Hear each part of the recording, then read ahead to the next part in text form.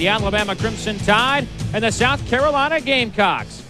Both teams 2-0 in league play. The only two teams in the SEC to this point that are undefeated through 2 games. Well, Charles Davis once again joins us on the sideline. And Charles, this should be a fantastic game, specifically for those defense aficionados. Yeah, you're right about that, Dave. You guys preach defense versus defense today, and we've got it. For Alabama, Salim Rashid, their middle linebacker, is also their leading tackler. Had 13 tackles and a sack last week against Arkansas.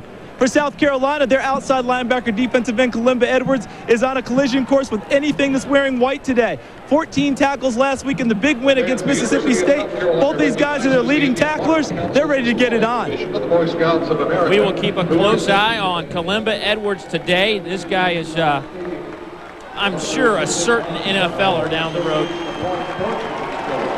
There's Dennis Franchione, the head coach of the Alabama Crimson Tide. Remember, he said that this team from the beginning was going to take time to develop, evolve into the kind of team he wants, and we're beginning to see that unfold with each and every game. Across the way, Lou Holtz. What can you say about Lou other than the fact that he took an 0-11 team and, well, he's 4 games shy of the 500 mark here at South Carolina after that 0-11 season. That is impressive. Oh, that's unbelievable. You would never have thought it. I mean, suffering through, you can imagine 0-11. That is a player's nightmare. But boy, have they turned it around. Freddie Millens back to return the kick. You see that 30.5 average. He is a big play man with big play capabilities. We'll see if he can take one of those back to the house today. Well, a lot of wind at the back of South Carolina. They're hoping they can kick it through the end zone. They don't want to see Freddie Millens run this football back. Joey Bowers will kick off for South Carolina, the freshman out of Summerville, South Carolina. Antonio Carter also back deep along with Millens, and we are underway. A booming kick that sends Millens all the way back to the end of the end zone. So Alabama will take it at their 20-yard line to open up the game. This Alabama offense averaging 20 points per game, which is 10th in the conference. They are 8th in passing, and they are 4th in rushing at 160 yards per game. Tyler Watts now making his 4th consecutive start here in the 2001 campaign. A couple of touchdowns, 1 interception. The coaches say that he is just very, very consistent.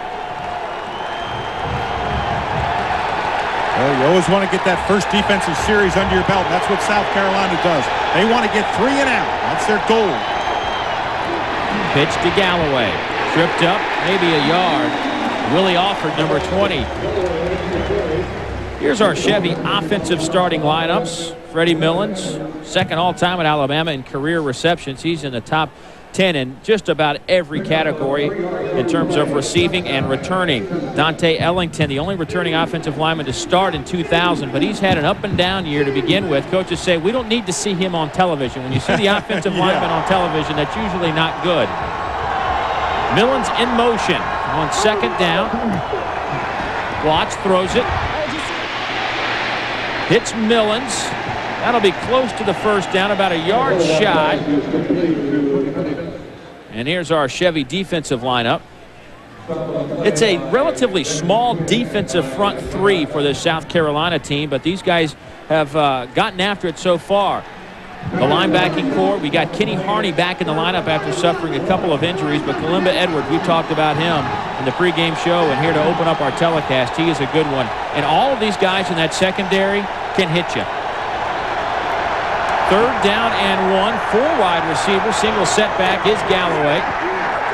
And it's Tyler Watts who will pick up the first down. Now that's what Alabama wants to do. They want to move the chains. They want to keep consistency. Put those 8 to 10, 12 play drives in a row. Keep the ball away from South Carolina. This is just what they did is they just spread them out. Let the big man on big man. You can see they just caved it down the front. Langston Moore, 57. He had about 3 guys just wedging on him.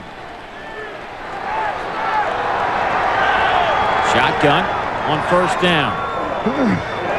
Watts fires. Has his receiver to first down for Alabama as Sam Collins takes it out over the 40. Sheldon Brown on the stop for the South Carolina Gamecocks. And Dave, when you look at Tyler Watts, number 14, the first thing that jumps out at you is consistency. First of all, he took over for Andrew Zhao. you turn around and you say, hey, wait a minute, that's the guy who played last year. But Tyler Watts has got great consistency. He makes good down situations. In other words, don't force the ball in there. Don't try to make things that aren't there. Second down and 10. Millens takes the snap, stopped by Rashad Faison, and that loses about 6 yards. Well, that was interesting. You talk about the way to get the ball in the hands of Freddie Millens, number 15. Snap it straight to him. Look at this. Comes out here. He tries to get outside, but they got great penetration.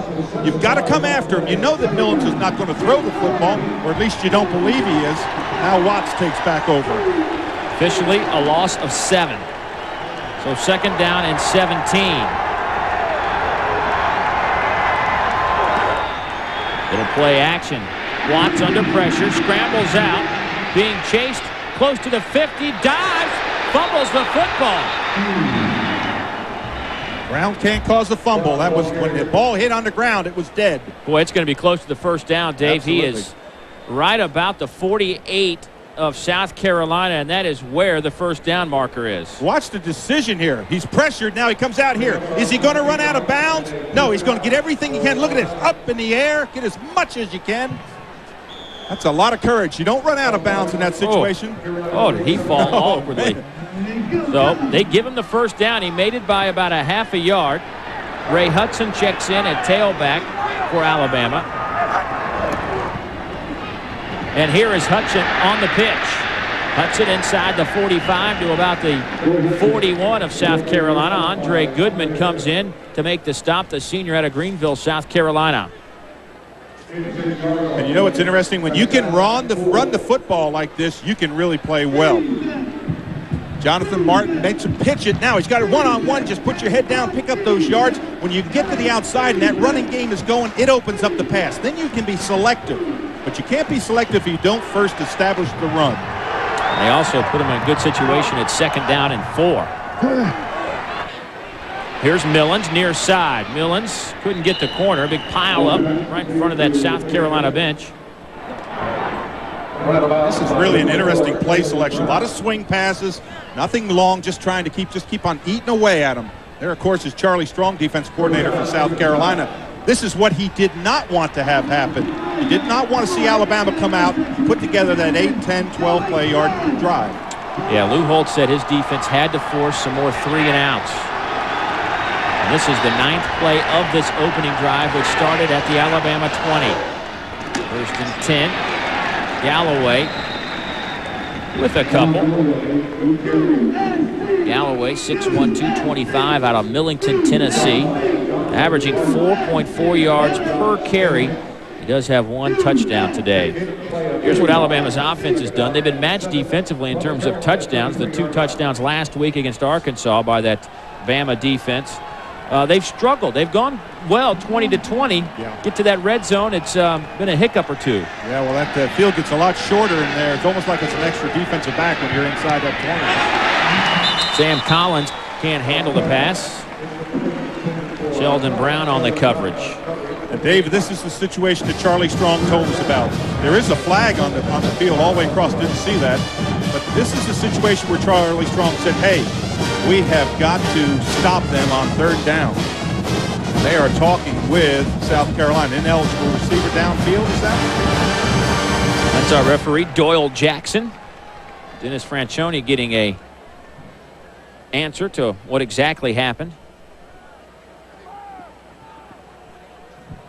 Charlie Strong wants to decline the penalty. Ineligible downfield by the offense. That penalty is declined. 3rd down. That'll bring up 3rd down and 7 from the Carolina 33. Now, if it's me, I go after Tyler Watts. I go after him. I bring some pressure from the edge. If I'm Alabama, I might look for Freddie Millens on that little curl inside. He's pretty dangerous.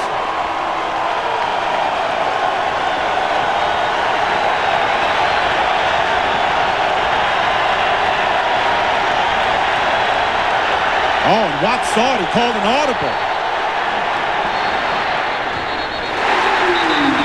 It appears the official had stopped the clock, a delay of game against Alabama. Flag dropped down about the 14-yard line. So Alabama will have another chance at it. It'll just be 3rd down and 12 now. Yeah, that actually works for the favor of the offense because they're going to give the football up. Now Foul is a dead ball. Delay of game by the offense. Penalty is 5 yards from the previous spot. Still 3rd down. Let's check in with Charles. Alabama very fortunate on the last play, guys. If Sheldon Brown picks up the ball right away, he picks it up and goes the other way. He just focused on the man and knocking the pass down. Well, here it is again, 3rd down. Here comes the blitz. Flag is down in the backfield. Watts has plenty of room. He's inside the 25. Run out of bounds at the 20-yard line. Another flag comes in late. Antoine Neesmith runs him out of bounds. This is going to be an interesting call. You're going to see illegal motion for Alabama, but then you're going to see, I believe, a foul on the sideline, which may be a dead ball foul. We'll see what Doyle Jackson has in store for us. We have an illegal motion foul by the offense, an incidental face mask by the defense. These fouls offset, still 3rd down. So we'll just do it again. It was so much fun the first and second time. We'll do it a 3rd time. South Carolina has 13 penalties this year and only 1 on the defensive side of the football. Now let's see if we see the face mask right here. Incidental means you put your hand on the face mask and it comes off. That's an excellent call. 4 wide receivers. Millens in motion. Watts fires. Pass is caught down at the 10-yard line by Triandus Luke. The sophomore from Phoenix City, Alabama, snuck behind the secondary and was wide open.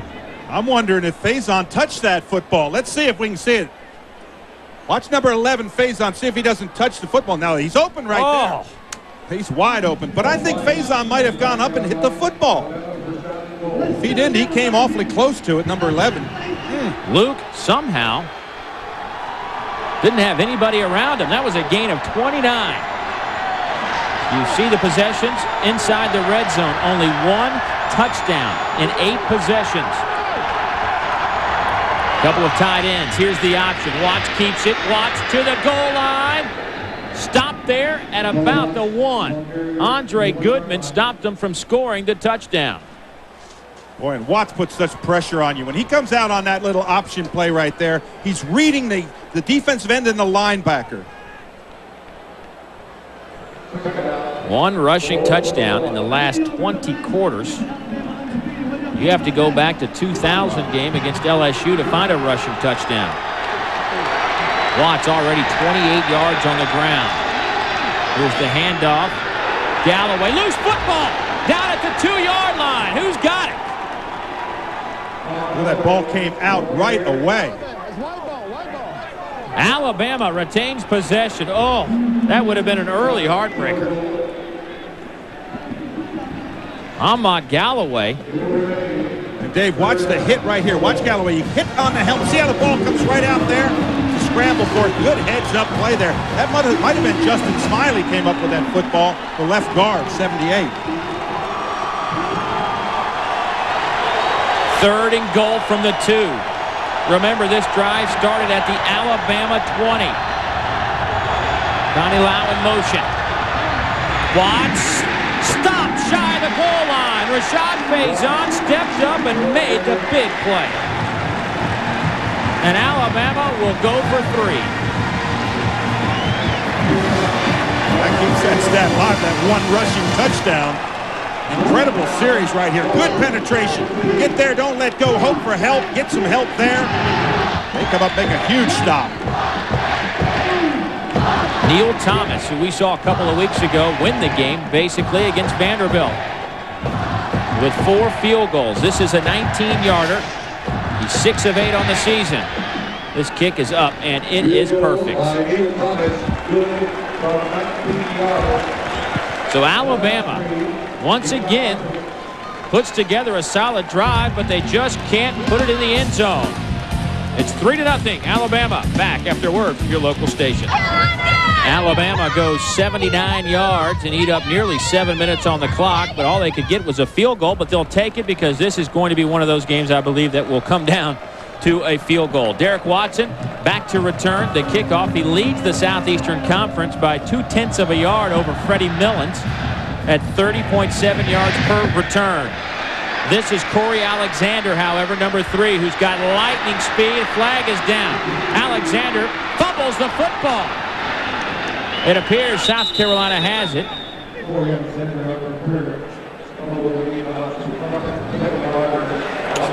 We'll see what that flag is, but it appears it'll go against South Carolina. Excuse me, Alabama comes away with the football. Absolutely. Did I see did the official give the signal? Yeah, he signaled Alabama, though. I'm not sure that he didn't mean the penalty was against South Carolina. There's the hand in the back against South Carolina, but I did not see Alabama come up with that football.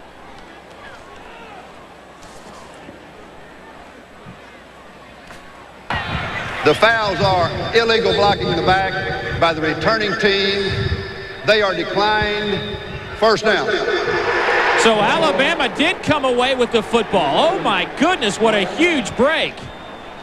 You want to be a punter? I mean, you want to be a kicker? Look at this. A lot of extracurricular activity downfield. I mean, now one helmet comes off. Do you stop? No, you go get him again.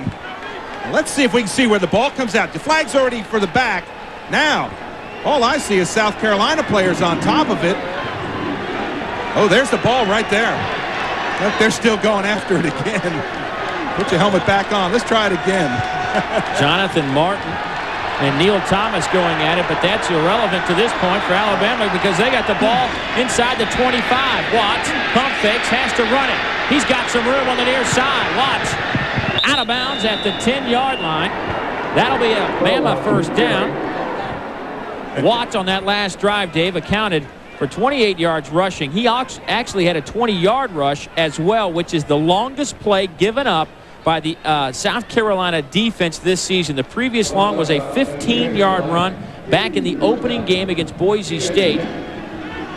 So certainly things are changing. Oh, absolutely. And when you have a running quarterback, it puts such a pressure on the defensive line. You're fighting your tail off trying to get up there, forcing him to pass early, and all of a sudden he scoots up there and runs with the football.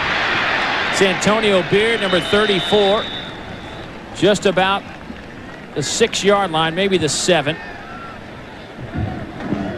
7.5 minutes, and Alabama has to go in the first quarter, and Alabama has another great scoring opportunity. They have been inside the red zone 9 times, but only 1 touchdown. Well, now if you're on defense, you're saying hold them to a field goal try and it doesn't hurt you. If you're Alabama, you're saying don't stop unless you get 7 points. Alabama's forced 5 turnovers, and they've scored on 4 of those. A couple of tight ends in the game. Big hit by who else? Kalimba Edwards, number 55, goes nose-to-nose with Ahmad Galloway. And Dave, there are certain leaders on every team, and Kalimba Edwards, number 55, is one of them. Big man, gets in there, just makes things happen. Watch 55, just come right up in there, see him just get in there. And one thing South Carolina does is they tackle very well. You don't break tackles when you play against them. Alabama, 3rd and goal from the 5. I wonder if the clock ran out. I saw a flag. Oh, you know what that was? That was illegal participation. Exactly. Yeah, you can't break the huddle with 12 men and run one off. Illegal substitution foul by the offensive team. Penalty is 5 yards from the previous spot. Still 3rd down. Well, Alabama, of course, in terms of penalties, have had their fair share this year, and today they've already got a couple of big ones. Dennis Franchione wants a timeout to talk this over with his club. This is a big 3rd down coming. It's 3rd and 10. So Watson, Coach Fran, try to get it together. Alabama leads it 3-0 back after a word from a local stations. Alabama took the opening kickoff, marched it 79 yards, got a field goal. They kicked off, recovered a fumble on the return. Now they're kind of stalling at this point. 3rd down and 10. Look at the yardage. South Carolina has yet to run an offensive play in this one. And Alabama's had the ball from the get-go, but a big third down. Watts back to pass. Flushed out of the pocket. Edwards chasing Watts. He fires to the end zone. It's incomplete. Flag down at the 20-yard line. We'll wait and see what that's about. The intended receiver was Freddie Millens. A holding call against Alabama. Boy, Kalimba Edwards, when he's running after you, he's gaining. Number 55 plays middle linebacker. Now watch this. He's running after him. He is gaining on him. Slide along, bring him down right there. Evidently, there was a hold up in the front line, but I think you decline that. Just let him try the field goal. And if you're a defensive player, you win this series, holding them to a field goal. Foul is an illegal block in the back by the offense. That foul is declined. It is 4th down. So the penalty declined, and here comes Neil Thomas. He connected from 19.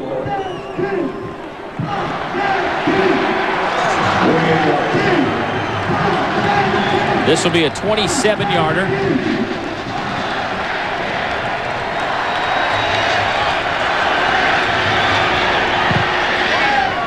And Thomas is good again. The junior out of Clinton, Mississippi, has been almost perfect this year. He's now 8 of 10 in field goal tries and perfect on point afters. So Alabama's defense has given up some yardage, but they've held tight inside the red zone. Bama leads it by a couple of field goals. We'll come back to Columbia right after this. The old bend but don't break philosophy. Charlie Strong's defense paid off there. They've yet to give up a touchdown. Alabama's had a couple of good opportunities, but they will take the 6. Derek Watson, Ryan Brewer back to return kickoffs. Ryan averaging 20.5 yards per return this year after Corey Alexander fumbled the football on the last kickoff. He is now on the sidelines. Coach Holt says his team can't afford to make mistakes, and Corey Alexander did, and it cost him a field goal. Lane Bearden to kick off. Here's another opportunity. Loose football picked up at the 30. Scary moment for Gamecock fans inside Williams-Brice Stadium. Andrew Pinnock is the one who finally put his hands on it. A pretty good field position for South Carolina after the awkward return. And for Coach Lou Holtz, it's been how long have we been on the field on defense? It seems like that's an eternity for a head coach. You haven't run an offensive play. I mean, there's only 6 minutes left first quarter. Phil Petty has been pretty flawless this year. 64% completion rate, 2 touchdowns, no interceptions. He's thrown 68 passes this year without an INT. Brian Scott out over the 35. Here's our Chevy Gamecocks offensive lineup. Andrew Pinnock in that backfield had 97 yards in the last game. That's against Mississippi State, not Arkansas. Derek Watson also back there. They want him to get a lot more touches today. This offensive line has really kind of molded together. They've got a little bit of depth as well. This is a pretty good line anchored by Melvin Page. 2, 4. Second down and 5. Petty goes up top, looking for Scott, or excuse me, Willis Ham on the reception. But he was out of bounds, flagged down at about the 38-yard line. This is throw it up high and let your wide receiver go up. Good position. Now, if he just gets that foot down, look at that foot come down, clearly out of bounds. No flag. No flag. Well, that'll bring up third down. Here's our Chevy defense. This is a pretty good lineup for Carl Torbush, the defensive coordinator. Kendall Moorhead, Aries Monroe, Jared Johnson, Kenny King, big, fast, and mean. And Salim Rashid anchors that middle. And in the secondary, Miles Dixon, Wayne Bacon, the former walk-on. Also, we'll see Sean Toure, who's back after missing a game. And a flag down at the 28 as Derek Watson dropped the ball. I think Melvin Page might have gotten away. Well, he didn't get away because there's a yellow flag, but this was the hold of the year for Melvin Page. He's beating around the outside, number 72, and he just rips down the defensive end. See if we can see it over here on the right-hand side, right there. That's what you call a takedown. Foul is holding. Right here, 72. Look at this. Just gets by you, just pull him down. That's Brooks Daniels, number 18. He's got, not big, but he's got great speed. Got around the outside. You got to protect your quarterback. This is exactly what Lou Holtz wanted to avoid. Have his defense on the field for a long time, and his offense goes 3 and out. Freddie Millens back to return the Tyler Dean punt. Fair catch called for by Freddie at the 29-yard line. That's where Alabama will take over for their 3rd possession of the game with 5:25 to go here in the first quarter. When you're on the road to watch SEC football this season, plan on eating at Huddle House, where you can order their Big House breakfast and lunch platters anytime, 24 hours a day. Big meals for Big Dave Rowe. I was waiting for you to say that. I looked up and smiled. Yeah. You ate there last week. Did you get there this week? No, I didn't get there this week, but I ate there last week. Sure did. Little option play. Oh, and a big hit on the near side. Ahmad Galloway slow to get up. Jonathan Martin, the junior out of Columbia, South Carolina, steps up. You talk about inside position, riding in there. This is a helmet stuck right in the chest. There he is. Watch 30. Left of your screen. He's going to come in. Gets inside position. Oh, man. That was helmet against helmet. You see him right of your screen. Look at that shot coming inside. Now he gets inside position on a wide receiver because he reads the run so quickly. Charles, how did it look down there? That's a tough play, guys, because of the relationship between the pitch man to the quarterback. Actually, a defender with not much room can play quarterback to pitch a lot easier. Delayed handoff goes to Beard. He gets a couple of yards, but he's well shy of the first down. That'll bring up about 3rd and 8. Kenny Harney on the stop. Look at our scoreboard. Oklahoma over Kansas State by a couple of touchdowns. Northwestern, Michigan State, Big Ten action. Nebraska just underway with Missouri. Central Florida up by a touchdown. A 1-point advantage for the Tar Heels over the Wolfpack. Watts under pressure, loose football. He goes down inside the 20 at the 19. Dave, what Tyler Watts did that time, he just zeroed in on his wide receiver. He never saw backside pressure. And if you're a safety, you can read the quarterback's eyes. He's looking this way. See his head never go the other way? All of a sudden, he just gets that backside pressure, ripping the football out of there. That was Jonathan Alston who came and caused that fumble. Fortunately for Alabama, Watts gets back on top of him. Loss of 11. 4th down and 19. Beard gets the punt off. Flag is down as he gets taken to the ground. I'll tell you, you talk about going after the kickers. South Carolina's going after the kickers. This is the major penalty. This isn't the bumping into him. If you can't block it, you got to avoid them. Ted Crawford, you got to miss him. If you can't get the ball, if you're not sure that you're going to get it, you got to miss him. This was 4th down and what, about 18 yards to go? Foul is a personal foul. Roughing the kicker by the defense. Penalty is 15 yards from the previous spot. First down. Well, again, look at the right of your, left of your screen. If you don't get the ball, you can't go into the kicker like that. You try to aim in front of him where the ball's going to come off his foot, not into the kicker. He's actually right into the kicker. Now, there's no being blocked into the kicker anymore. They did away with that several years ago. So Blaine Bearden's all right. That's a pretty good shot. Handoff goes to Galloway. Gets a couple of yards. Limba Edwards in on the stop. Boy, if you ever want to test out a team, you put your defense out there 3 times in a row. Now they've stopped them, held them to 2 field goals, and now you give them back the ball again. That's quite a call on your defense. Fortunately for South Carolina, they've got some people in there that, and Kalimba Edwards being one that can lead them. Bearden had a punt blocked last week. That's why South Carolina went after it with such vengeance. 2nd down. Pass near side, batted up in the air, caught by Millens. He's a couple of yards shy of the first down. Dave, this is a South Carolina team that came in here, nothing real fancy. Lou Holtz said he was going to keep it offensively close to the vest early in the season. He's done that. They haven't turned the ball over. They haven't committed a lot of penalties. Boy, their offense isn't on the field. They've turned it over. They've committed penalties. This is not the start I think Lou was expecting today. Absolutely. You don't want to give teams opportunities, additional opportunities. Big down here. They've got to stop them, pull them up short.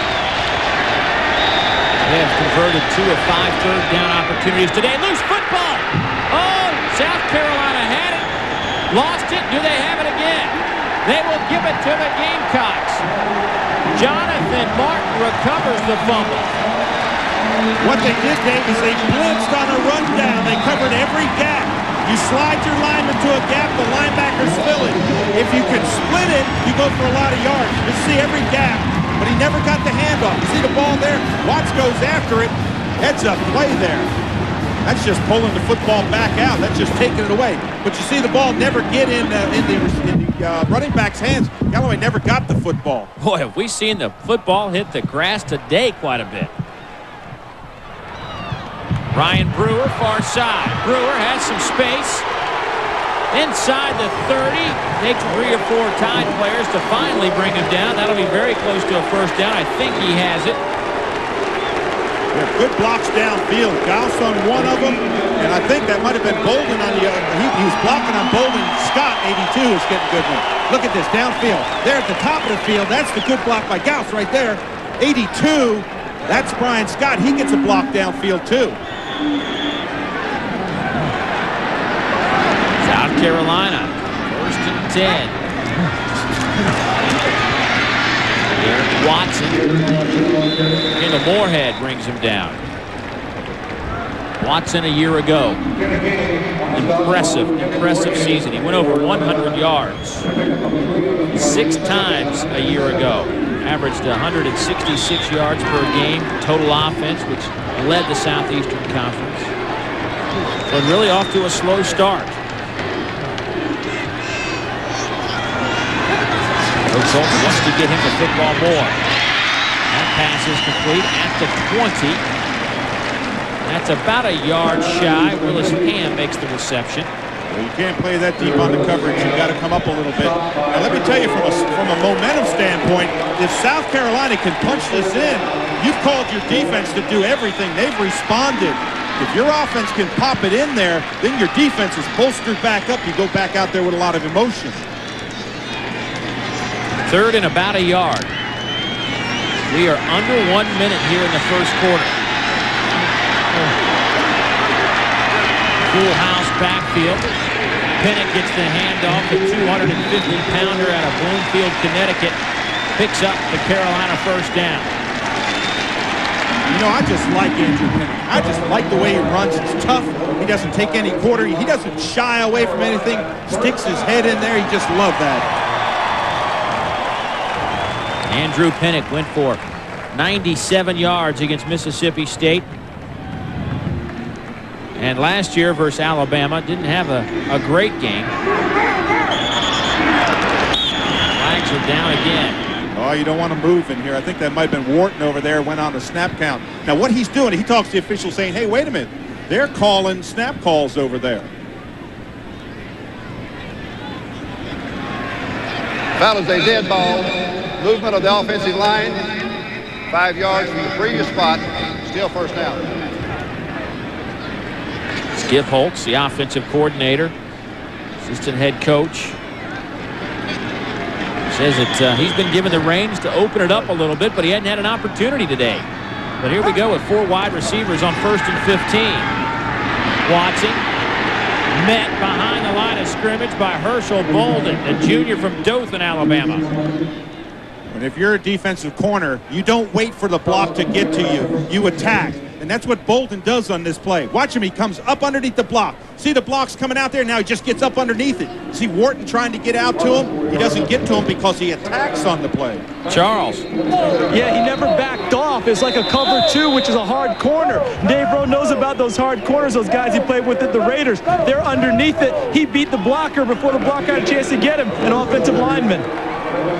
Well, Charles, that'll do it for the first quarter, a quarter that Alabama maintained possession for nearly the entire time. They lead it 6-0.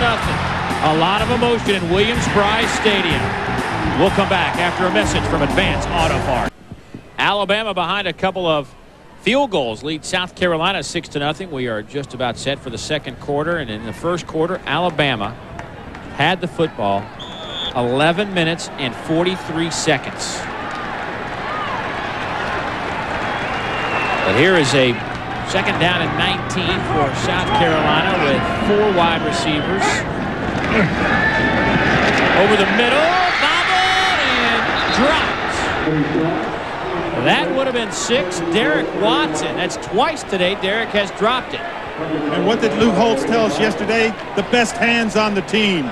He tried to run with it before he caught it. But look at the read right there by Petty. Seeing that backer come on, you got to catch that football. Again, perfect pass right on the fingertips. You just got to concentrate. I think Derek Watson looked up and saw the goalpost and said, oh, man. But great read by Petty. Seeing that pressure, and that's what you want to do when you go 4 wideouts. Blitz. On third downs this year, South Carolina's been good. 48% conversion rate. Petty has plenty of time. Fires to the corner of the end zone. Just throws it up for grabs. It is incomplete. Intended for Willis Ham. That'll bring up fourth down. Herschel Bolden on the coverage. Here's our Cat Rental Store first quarter stats, and they look like this. Pretty lopsided, as you might imagine. Absolutely. That's what happens when you have the ball, 21 or 22 plays in a row. A 43-yard field goal attempt coming up for South Carolina. Daniel Weaver sends it through the uprights, and he remains perfect this year. 6 of 6. His longest coming into this was 35 yards, and he hits a 43-yarder. So the battle of the field goals right now being led by the Crimson Tide with 14:42 to go here in the second quarter. This doesn't look like it's going to make it, but just all it counts is it goes far enough. Good contact, good line push up front. And look at this ball, just dying, but it clears the goalpost. Inches as good as a mile in that kick. Dave, we came in here a couple of years ago, and Lou Holtz was afraid to even kick a field goal. Absolutely. And now he's got Daniel Weaver, who's 6 of 6, was 3 of 3 against Mississippi State. That drive was 8 plays, just 12 yards, and ate up 2.5 minutes. The offense has to be on the field more the way the defense has been on the football field in the first quarter. Well, you wear your defense out, putting them out there that much. But, you know, you look at momentum swings. Alabama that time answered the call because they stopped them to a field goal try. They got great field position.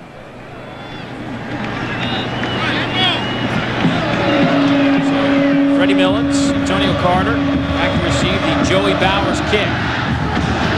Bowers with a strong leg, sends it about 4 deep. Carter will bring it out. And cannot get to the 15. That is where the Tide will take over. Well, number 17 ranked UCLA visited Tuscaloosa for the first time ever to open the season. Andrew Zal's 71-yard touchdown pass to Freddie Millens in the final minutes wasn't enough as the Bruins ruined Coach Fran's first game.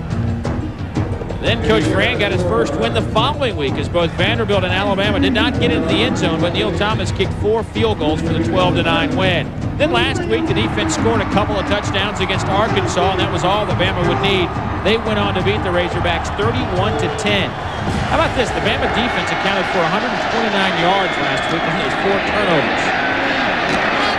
It's Antonio Beard powering his way out over the 20. Dennis Francione came in and took over this program after that 3-8 season and knew there were going to be some NCAA accusations thrown at this program, which have since occurred. And he has remained above it all and has gotten this team pretty focused. And talking to him and his coaching staff, their one goal is to get better every single play, every single week, and I think we've seen that. Collins with a catch that could be good for a first down over the 25, and it is. Well, when he came in, Coach Fran came in, he came from a program where he turned it around at TCU. They had nothing.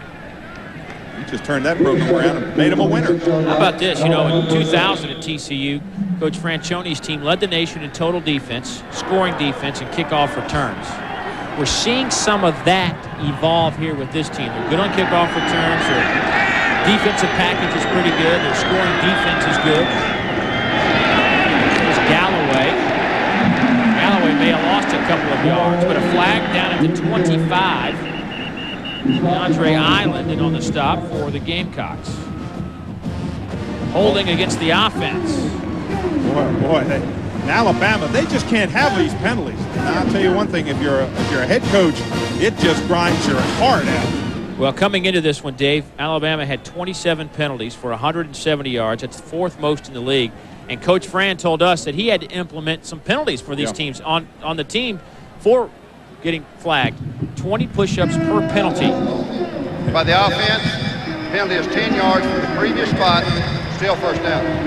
Of course, they opened up against UCLA and was kind of a mess in that department. We may be able to see it. Right. Oh, that's a good hold right there. 75. Yep. I'll have to finish up my thought on that penalty story in just a moment. Tyler Watts on the option. Tyler gets the corner. Watts out to the 30-yard line where he's brought down. That is about 6 yards shy of the first down. And Dave, when you run an option play, it's so dependent upon that quarterback making the read of the backer. If the corner comes up and makes the force, you don't have the touch. Now again, watch, he's going to come down the line. When he comes down the line, he's got to read the backer on the outside. Right there, you see the guy's taking the pitch right there.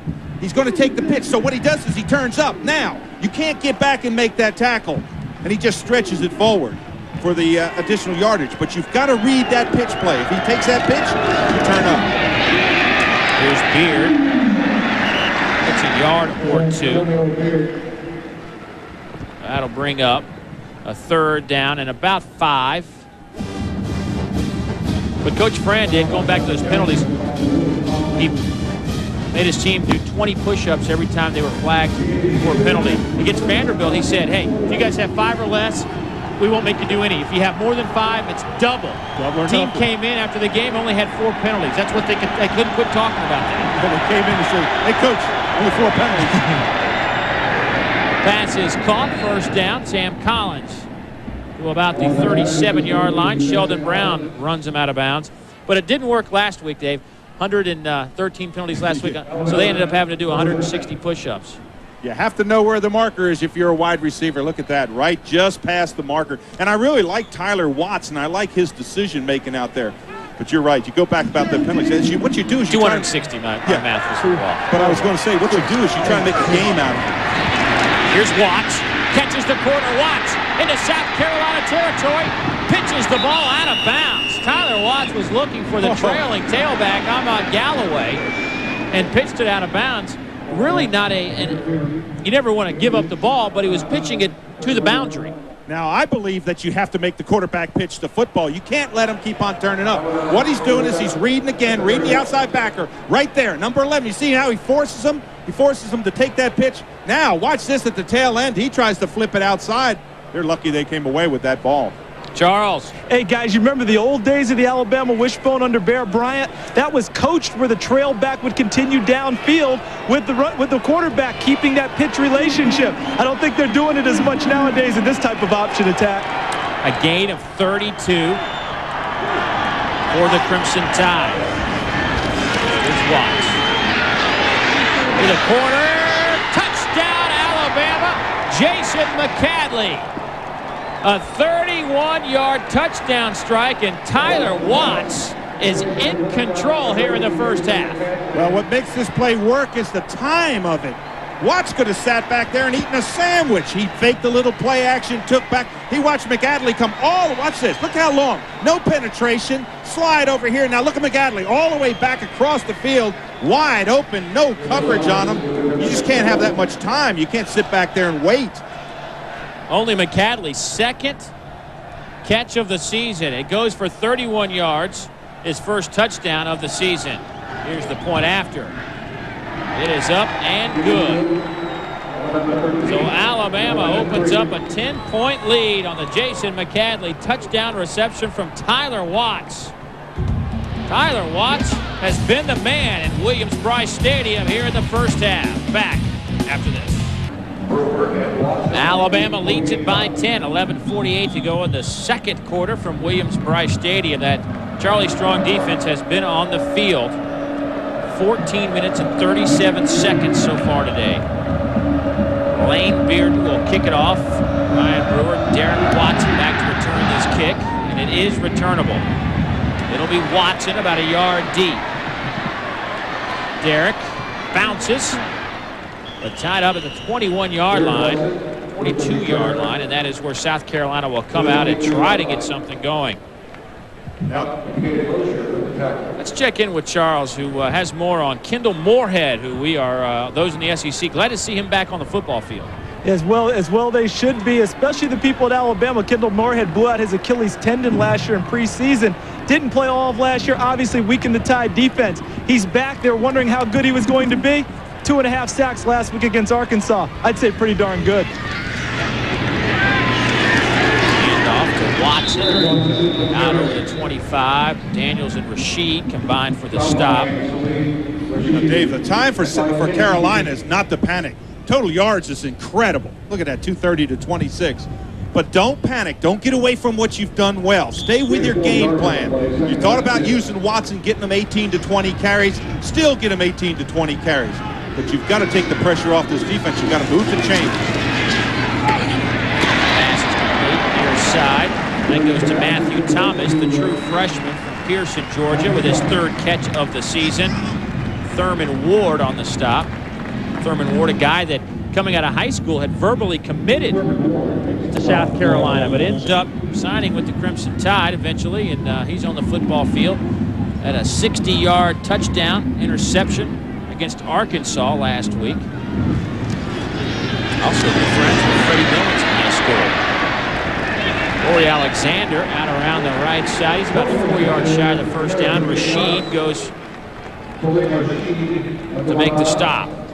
They want to see what it's like playing middle linebacker. Watch number 11, Rashid. Runs the line just all the way down line, chases him out of bounds. He's trying to get to the sideline.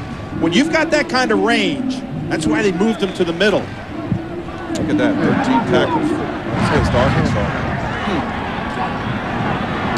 225-pound junior out of Birmingham. Here's Andrew Pinnock pounding his way for the Carolina first down. A flag, or a couple of flags are down in that Alabama secondary. Rashid makes the stop on the play. We'll wait for the flags, however. That flag's thrown about 20 yards from the football. So another penalty against Alabama. Coach Holtz trying to figure out whether or not to take it. Well, it would have been first down. I think with the penalty, it's still going to be first down. What was it, too many men on the field? I'm not sure. Let's see, we can tell right now. Foul is 12 players on the field by the defense. Penalty is 15 yards. Yardage results in the first down. So South Carolina moves into Alabama territory.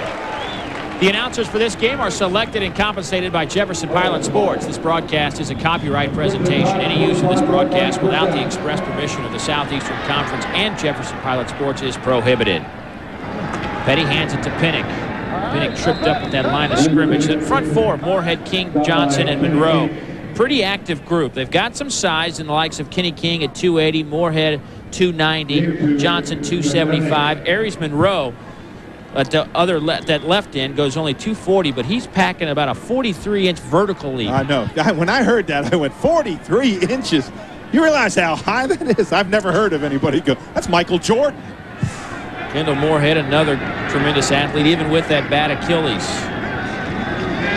Petty pump fakes, has a wide open Scott. That'll be a touchdown for Carolina.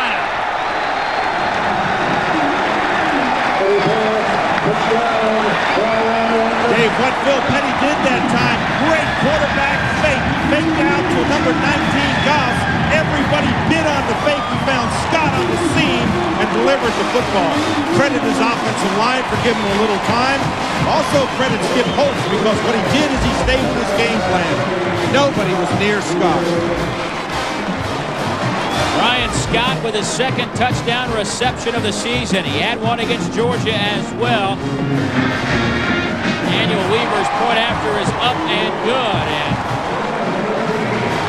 we've got 23 points on the board here early in the second quarter. Kind of shocking. We thought this would be a defensive struggle, but Phil Petty finds Brian Scott. Alabama leads by 3. We'll be back after a word.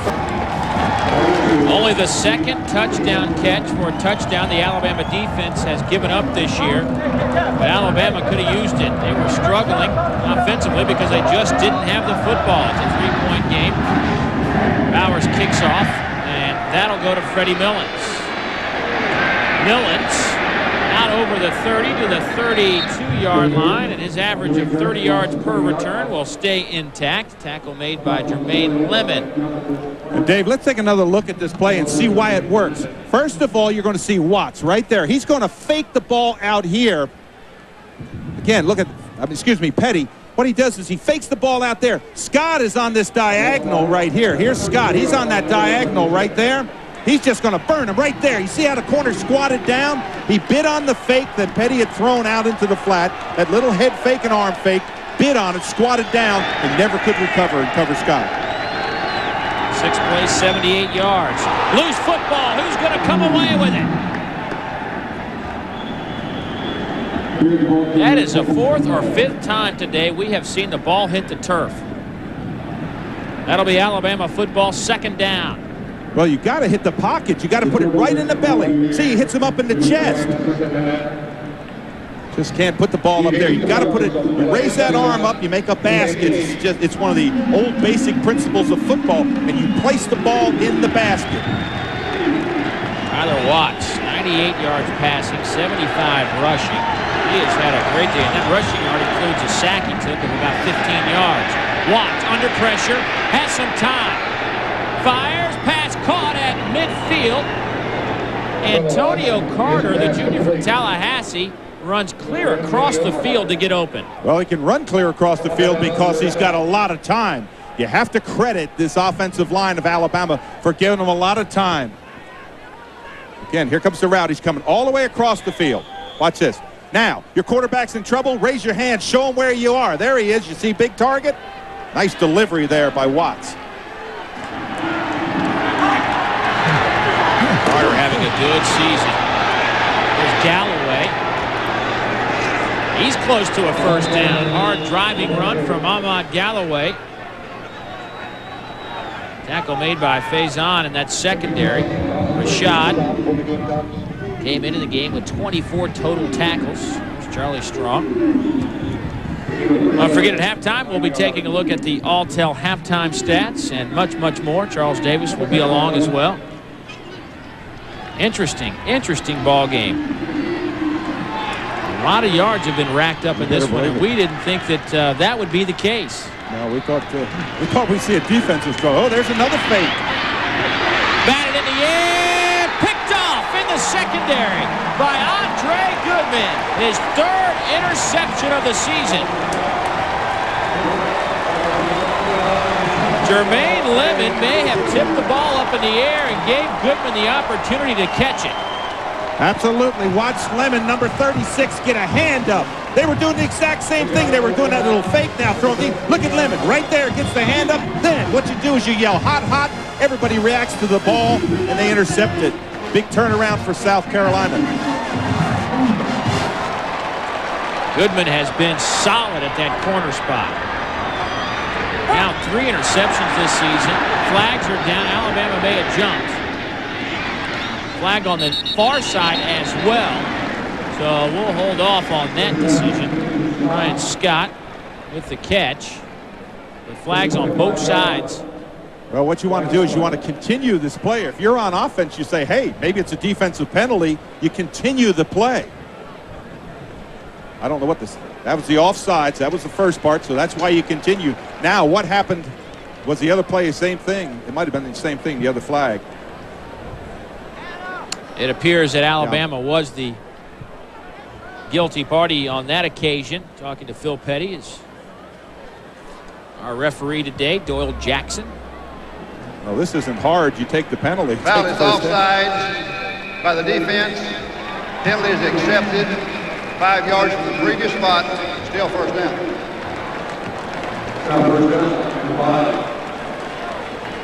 Come on, guys, let's go. Charles, what do you have? Hey, guys, you understand about resiliency. This South Carolina team, remember last week they were supposed to fly to Mississippi State on Wednesday and couldn't get out because of plane problems, flew on game day and still played? You don't think a 13-3 deficit is going to bother a team like that, do you? Absolutely not. This team has faced a lot of adversity. A handoff to Watson. Tackled by Rashid. Well, I like Rashid. I like the way he moves in the middle. He can slide to the football. Number 11, watch him. This is what it's like to play. You move along, you're reading the play, all of a sudden you see the block. Now you come up, attack, wrap those arms around him. 5 tackles for him already. Rashid, not the biggest of middle linebackers, but the coaches felt they really had to get him involved from sideline to sideline. You didn't want to make him a player that only used half the football field. Fumble on the field, and that appears that Alabama's come away with it. They have. Pinnock coughed it up. Boy, talk about turnarounds in a football game. Turnovers will kill you, and that's exactly what's happening here for both sides. They're turning the football over. This is you get the yardage, you get down, you don't give it up. Right there's the hit. The ball looked as if it came out almost before the hit. Rashid was right there on top of it, number 11, and then Wayne Bacon steps up, Dave, and comes up with the recovery. What a turnaround. What great field position for Alabama. And look at Lou Holtz. You think he's not excited? He knows that you can't win when you make mistakes, and those are so critical. Here's Watts on the option. Tries to get the corner and does so. 7 or 8 yards on the carry.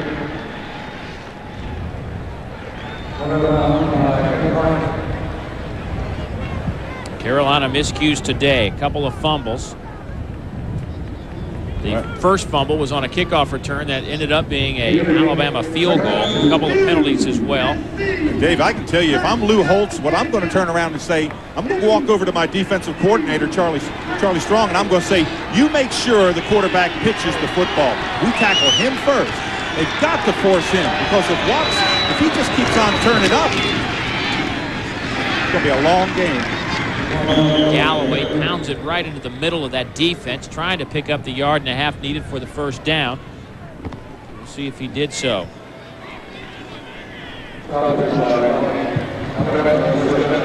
Boy, this is vintage Alabama controlling the football. Don't let South Carolina have it.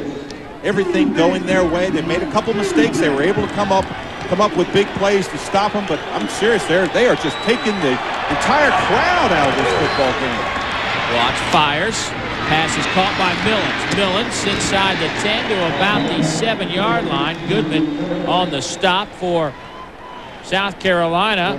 Millens fired up. His team now first and goal. Or excuse me, he's about a yard shy of the first down. I think they may measure this. Don't want to jump the gun here. Dave, that option play has been very effective today, and it's interesting because Bama only ran the option one time against Vanderbilt. They ran it twice against Arkansas after they opened up against UCLA and just pounded UCLA with that option. They didn't use it for a couple of weeks, and now it's really effective today. Well, you know what's made it effective is that Tyler Watts has been making yards with it. And what you do is you just keep on going until the defense stops it. Stay tuned. Coming up at halftime, we'll be highlighting the best in the SEC, presented by Don Pablos. It's all coming away in 5 minutes and 45 seconds. Tyler Watts, first and goal from the 8. Couple of tight ends in the game. Jones and Sanders. Here's the option. Watts keeps it. Watts scores a touchdown from 8 yards out. The baby steps under Dennis Franchione are turning into big leaps and bounds today. Look at the back of Watts' jersey. It's got all green on it. You don't see that often out of a quarterback. But he reads the block again. They're not making him pitch the football. So he just puts his head down and rumbles into the end zone. If you're not going to stop it, they're going to keep on going to it. Watts now 91 yards on the ground on 10 carries. He scores his first touchdown of the season. Neil Thomas trying to make this a 20-10 game. And he does so. Only the second time Alabama has scored a touchdown inside the red zone this year, but it was a big one. With 5:25 to go before halftime, Watts and company getting it done. Alabama leads it by 10. 5 minutes, 25 seconds to go before halftime. The Tide move at 29 yards in 4 plays after the South Carolina fumble. Lane Bearden will kick it off. Brewer and Watson back deep again. This time Brewer has it 2 yards deep. Brewer out to the 22-yard line. And miscues have been the name of the game today, Dave. It's been unbelievable. Alabama fumbles the football, gave it to South Carolina. South Carolina fumbles it right back. And Alabama, Watts fumbles, he gets the football back. Then the interception by South Carolina. They come up with a big play, but they rough the punter. Another one that's just a killer. And then this last one, the fumble by Pinnock, that's what led to Alabama's score. So it's been a game of just miscues.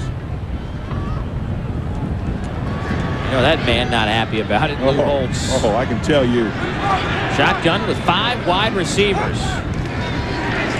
Watson drops it again.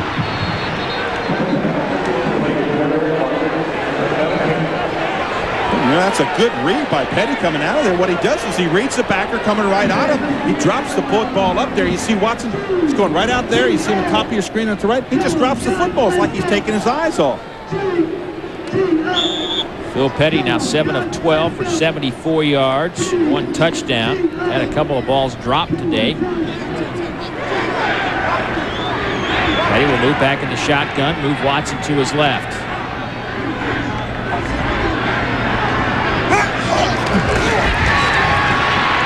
Petty under pressure. Petty needs a block. Gets it and gets the corner. Petty picks up the first down, but a late flag comes in. That'll probably be a clip. Saw that coming. I wondered if that was on Gauss, number 19, on that block. He needed that block. You said he needed it, and he got it. I wonder if they called that a block, not clip. Yeah. Block. He needed a block, not clip. Yeah, right, block. I think that's what they may have called. Gauss is number 19. He's going to be on the left of your screen when Petty comes up. Good coming out of the pocket now. Pick up a couple blocks here. Gets one there. Illegal block in the back. Yeah, there it is. During the offensive team, penalty is 10 yards from the spot of the foul. Still second down. Yeah, from where that flag was thrown, that was the block by Gauss, number 19. Now you say, what will help Carolina in this situation? Nothing will help them better than if they can move down the field and get a score, even if it's a field goal. For Alabama, they go in charged up if they can stop them here, get the football back for their offense. Petty fires. Flags everywhere. Matthew Thomas, the intended receiver. Gerald Dixon might have got there a little bit early. Yeah, you talk about getting there early. He was in his pocket. Interference going to go against Alabama. Watch it again. You can't touch him before the football gets there. He's just going to come in this little seam and he's going to curl around. Pass interference by the defense. Goodness gracious. Penalty is awarding your first down. Spot of the foul. Gerald, a guy that played with a broken hand last year, sucked it up throughout the season. Boy, it's so tough for defensive backs. You're out there. You're on an oasis. You're all by yourself. That is a tough position to play. That's the one I never wanted to play. There are 4 receivers in the game at this point as Petty flushed out of the pocket. Pass incomplete. Short hops Ryan Brewer. Pressure came from Cornelius Wortham, a sophomore out of Calhoun City, Mississippi. When that time, Petty wanted to go to Scott again. He saw him in the seam, but he just didn't have enough time. Now he's in the hurry up, trying to get a play off, get it quick. Got a little bit of time left. Trying to catch Alabama before they can make changes on their defensive personnel.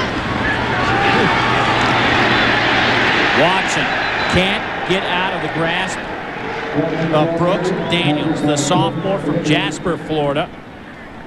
What they say about Brooks Daniels, he's like a half linebacker, half defensive back. He only weighs about 200 pounds, but he's got great speed, and he's got that leverage, and he comes off the football, and he makes tackles in the backfield like that.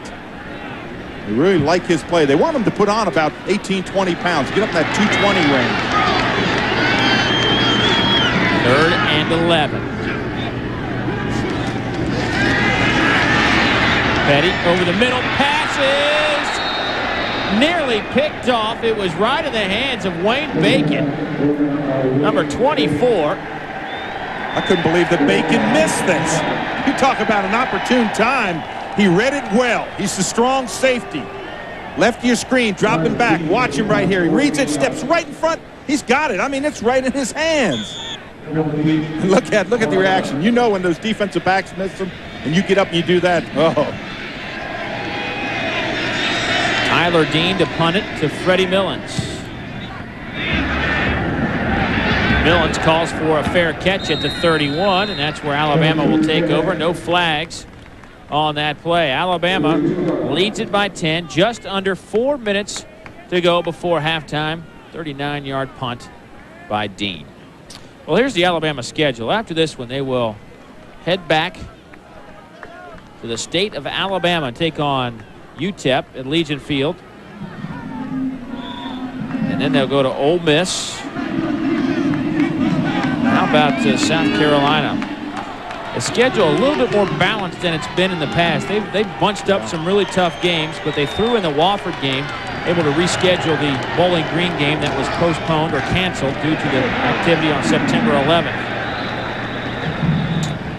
Watts picks up 4 or 5 yards. Just to give you an idea of the kind of half Tyler Watts is having, here are his total numbers so far. 213 yards. He's got 122 of those through the air, 91 rushing. He scored a touchdown on the ground, and he's thrown for a touchdown.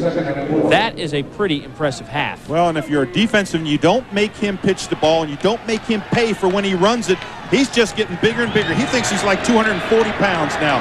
I'll run it. I'm no fear. Is that pass caught?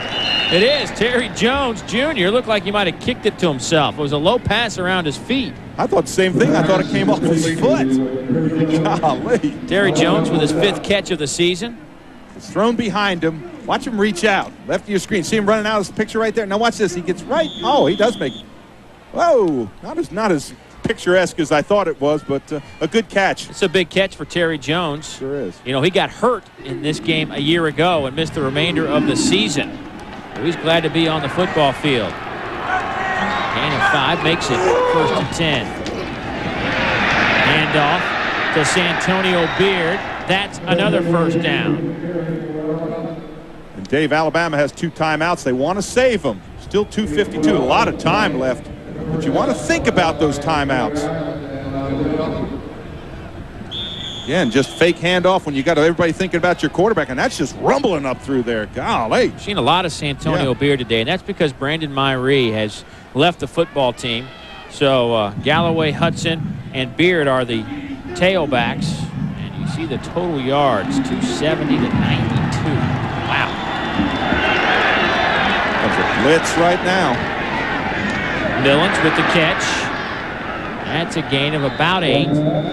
Jonathan Martin on the stop for Carolina. Dave, anytime you have the speed of a Freddie Millens, you've got to respect that speed.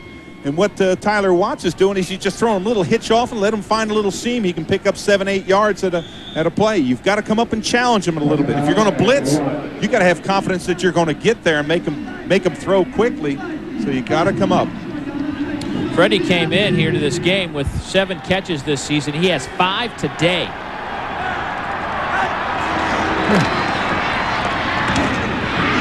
Watts completes the pass. Alabama has it at about the 33. That goes to Antonio Carter. That'll be a tied first down. Kenny Harney and Edwards combined for the stop. 1:45 to go before halftime. And when the chains move, the clock stops, so you get your call from the sideline. You run it in, get him in a huddle. Now the clock stops. You get right up on the football. Use that time. Boy, if Alabama can score here, can you imagine the emotion they will have going in the locker room? 136 and counting. 3 receivers to the right, 1 at the top of the screen. Set back is Galloway. Watts in the shotgun. Pass fired incomplete. Miscommunication. Might have been batted at the line of scrimmage by Edwards. Clock will stop at 1:23, and that'll bring up second down. Some scores from around the country. The SEC, Ole Miss leads the Wildcats 7-0 up in Lexington. Oklahoma by a couple of touchdowns. Northwestern by 10 in the second. And Nebraska leading in the second. Central Florida had an early 7-0 lead, and the Tar Heels trying to continue the mojo after beating Florida State last week, lead by a point. Here's Watts. Pass is caught.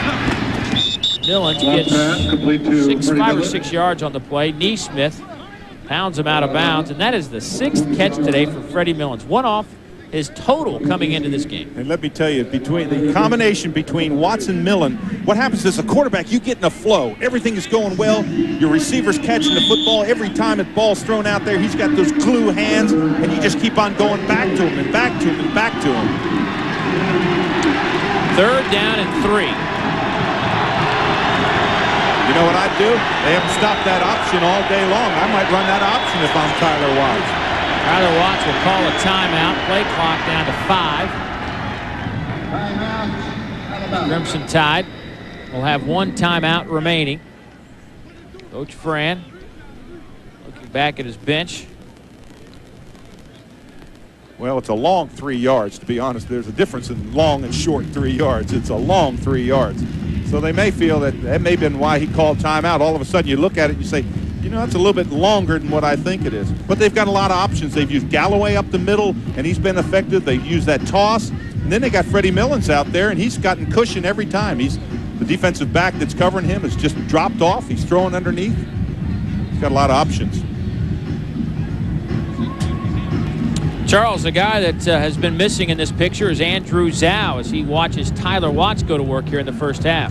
Yeah, he's been missing in action, but not because he doesn't want to play, obviously. Andrew Zhao, who's been the starting quarterback for Alabama for most of his career, lost his job last year in a game that we did against Vanderbilt when Tyler Watts took over for him. When Watts was hurt, he came back. But this year, with Dennis Franchione and his new staff, they let him battle it out. They selected Tyler Watts. And the way that Tyler Watts is playing, it's going to be very difficult for Andrew Zhao to get his job back. But he's handling it like a mature senior. No waves, no controversy, there when they need him. Also, he's 3 for 3 when he's come into games with a touchdown pass against UCLA. So that's a mature kid. Coaches tell us that Tyler Watts the bottom line is Tyler just beats him out in practice. That's why he has the job. It's whoever gets it done will be the starting quarterback, and it's been Tyler Watts certainly today. 2 tight ends.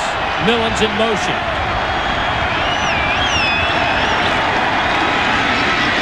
Pass caught by Millens inside the 20. First down, Alabama. Sheldon Brown on the coverage, and Freddie Millens is a factor today.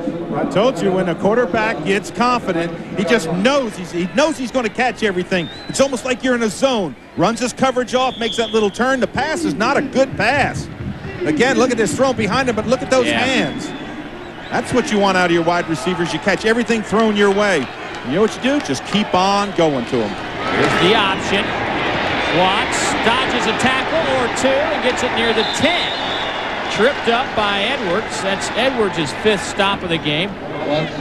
Clock ticking, 46-45. A lot of time here. They've got 1 timeout left. You don't want to waste it here in case you catch the ball in bounds. But you've got 2 or 3 shots to go to the end zone. Antonio Beard checks in. Watts now over 100 yards on the ground. Here's Beard. He'll pick up the first down near the 5. Kenny Harney on the stop for Carolina. And now he picks there, cognizant of picking up that first down. Boy, good hits.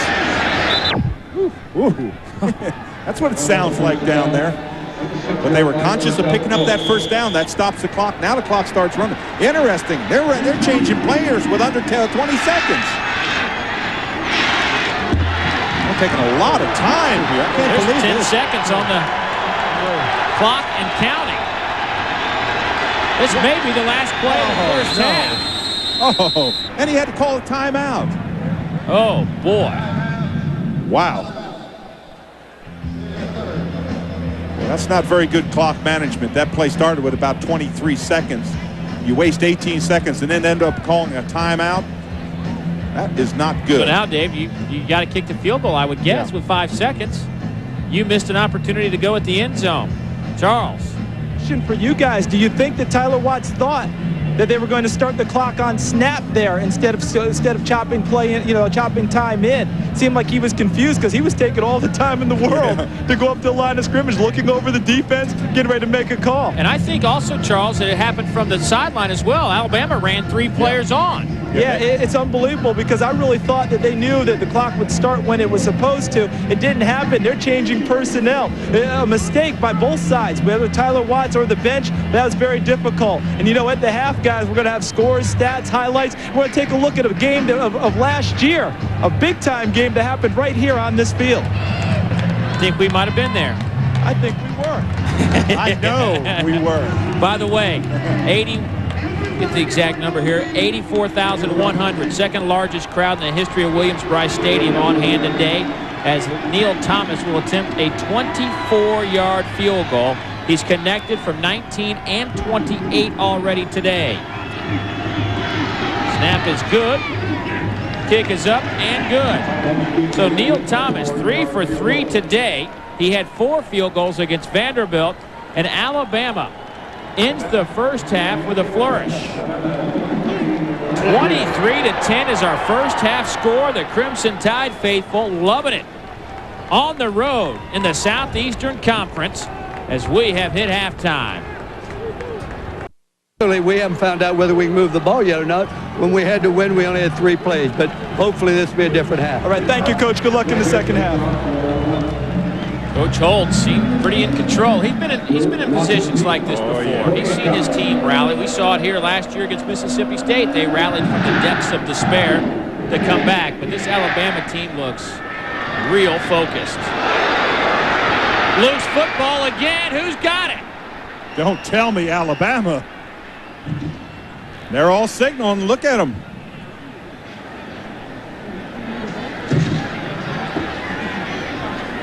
This has been unbelievable. You ever see 84,000 people hold their breath? Antoine Neesmith caught the ball and dropped it. It's recovered by South Carolina. Gosh, you talk about 80. He got hammered. Yes, he did. Look at that. And Alabama actually got on the ball. You know what? I think South Carolina wrestled the ball away from him. Whoever that player was, I think he just wrestled it away. Because watch Alabama coming here. Marvin Brown laid the hit on Neesmith, number 6. Brown lost his starting spot this week. Fumbled a couple of times last week to Brown. Donnie Lau took over at the fullback spot. Here's Petty under pressure. Finds Brewer. Hits the ground. It'll bring up second down. Derek Watson, in case you're wondering, 4 carries, 10 yards. Phil Petty, if you're wondering, 7 of 15, 74 yards, 1 TD. Andrew Pinnock, 3 carries, 8 yards. Watson has dropped a couple of balls as well out of the backfield. Yeah, this has just been a disaster for them first half. And what you do, you go in the locker room, you yell and scream and do a little bit of that to start with. Then you get back and say, okay, this is what we've done right. Because you don't have a whole halftime to yell at players. Watson stays in the block. Petty goes deep. Pass is caught at the 35 by Matthew Thomas, the freshman. Takes it down to the 21 where he's run out of bounds. Reggie Miles on the coverage. And Phil Petty, not known for his strong arm, just laid it up there. And the true freshman from Pearson, Georgia, comes up with the catch. This is just one-on-one. Who wants it to work the best? Look at this. I know it was almost a one-arm catch when he brought that football down inside there. Thomas just times it perfect. Coming down the sideline now. Look, just going to play the ball. Sees it. Look at that one arm. That's one arm going up after that football. A gain of 58. Charles.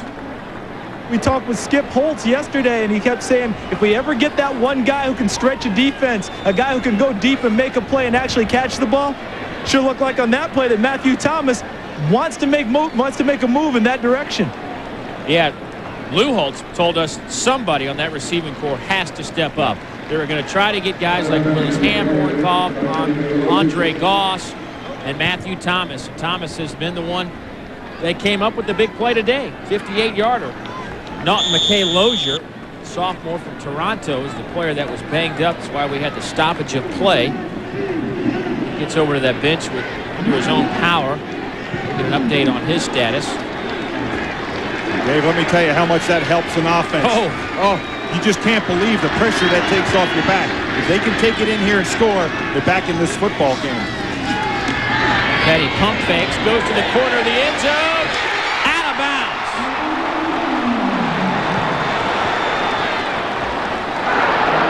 Chavez Donnings, the junior out of Tallahassee, just ran out of bounds. I think Petty just had a little much on it. Might have got a little excited. Well, he did, because watch the play fake. He just play fakes and then just finds him. Look at this. He's got to concentrate on keeping those feet. He was about a yard out of bounds. You got to stay in bounds. Right on it, right there. You see that left foot's down, clearly out of bounds. Boy, South Carolina has used 9 receivers today. They're trying to find somebody, anybody, to come up with the big play. There's 4 of them in the game right now. Petty, quick throw. Pass is caught by Thomas. He's about a yard and a half shy of the first down. Dixon on the coverage. Boy, and Thomas is pumped. Look at him. He's getting a chance. He's saying, hey, throw me the ball. I've got the same number as Freddie Millens. Throw me. 15's doing pretty good on the other side of the field. Throw it to me. Boy, quarterbacks love when their receivers getting that flow. Carl Torbush, the defensive coordinator for Alabama, the former North Carolina head coach, on the right. Figured out a way to stop South Carolina on this drive. Been pretty good at it so far today. Well, it's a T backfield. I don't see that very often. Watson trying to get the corner. First down. Inside the 10. That'll set up first and goal. Charles Jones on the stop, number 20. That play would not have worked had Ryan Brewer not getting his block. He blocks Daniels on the outside. If he doesn't get that block right there, he's not going to make the play. Heads up play there. Just keep on running to the corner. But how long has it been since you've seen a full team backfield? 2 halfbacks and a fullback. Been a while. Yes, it has. Since Pop Warner. Absolutely. Now, Petty doing a lot of audibles. See him, he's calling audibles on the line, reading what the defense is going to give him. Oh, free play. Brewer, touchdown, South Carolina, if it holds up. Jared Johnson might have jumped off sides. We'll wait and see. That could be a huge touchdown, and it is. I don't know how Larrell Johnson, number 73, got the snap off. Right in his face, pops the center. Look at Brewer. He's not going to be denied. He'll just pull him into the end zone. Heads up play. It's a free play. You've got to read that if you're a quarterback. You've got to look downfield and say, hey, I can take a chance. Offsides by the defense. That foul is declined. Touchdown score. So Ryan Brewer, who had the huge game at the Outback Bowl, comes up with a big play. Boy, that is exactly what South Carolina needed. Point after is up and good by Daniel Weaver. And it's 23-17. Ryan Brewer's done this a couple of times in his career at South Carolina, but perhaps none bigger. Back in a moment. Phil Petty leads his team on an opening second half drive for a touchdown. South Carolina nearly fumbled the kickoff. A 58-yard play from Petty to Thomas gave the Gamecocks a chance to put it in the end zone, which they did behind Ryan Brewer. Joey Bowers kicks it off and is deep into the end zone. Alabama will take a knee, and it will come out to the 20-yard line. Let's take you back in time, because Ryan Brewer last year in the Outback Bowl put on one of the classic performances you will see. The tailback was the state of Ohio's Mr. Football. He had a career day against the Buckeyes. The Troy, Ohio native was named MVP of the bowl game after totaling 214 all-purpose yards, 109 rushing, 92 receiving, 13 in punt returns, and 3 TDs as South Carolina won 24-7 in their second ever bowl win. And now let's see if the defense, who has been on the field all day, can come up to the occasion. There's the option. Watts' number in the numbers, because there are plenty of them in the first half, were quite impressive. He had 106 yards rushing, 15 of 19 for a $150 through the air, has a TD and 1 interception. I mean, this is as well as he has played since he stepped foot on the Alabama campus. I think Coach Fran said it best. We played the best half of football, not only this year, probably comparing last year too, bringing that into it. Dave, I think they can't continue to give South Carolina momentum. They need a couple first downs. McCadley with the reception out over the 30. That'll be a first down. And that's what Alabama, you got to assume, wants to do, because this crowd can be devastating if they're allowed to get into the game. Well, when you're the visiting team, what you want to do is you want to move those chains, and that's exactly what Alabama did. Little, very conservative. You got 84,000 people here screaming. They think this is the first time that they're going to beat Alabama coming into this football game. So you take the momentum away by just moving those chains and just don't allow that enthusiasm to build. Last year, they were getting hammered at halftime with South Carolina. They came back, made a game of it, scored 17 points, which was the most they'd ever scored against Alabama. That's what they have right now. Well, one thing in talking yesterday to South Carolina coaches, they talked about third down being their big down, but I disagree a little bit. First down's the big down. If you can't get in that 2nd and 5, you've got to get them 2nd and 8 or 9. Charlie Strong could tell you that, because that brings up third down, and you want third down and 6, 7, somewhere in there, you're all right. Where you can kind of dictate that it will be a passing play. Well, 2nd down and 8, David. Charlie Strong's got him in a spot right now. Shotgun formation, 4 wide receivers. Galloway, the setback. And it is to Galloway. Galloway over the 35. Quinn on the stop for Carolina. That'll bring up 3rd down and, well, about 4. Yeah, well, that was an interesting play. What they did with Galloway is they brought him in a misdirection. He came over, got the ball, and then sliced back. They're trying to get the linebackers like Edwards to overplay the ball and then cut back against the grain. Well, Alabama ran 50 plays last week in their win against Arkansas offensively. This will be their 54th play of the game here today, offensively speaking. Play clock. Down to 1. Watts, scramble, first down and more. Tyler Watts inside the 40, down to the Carolina 36.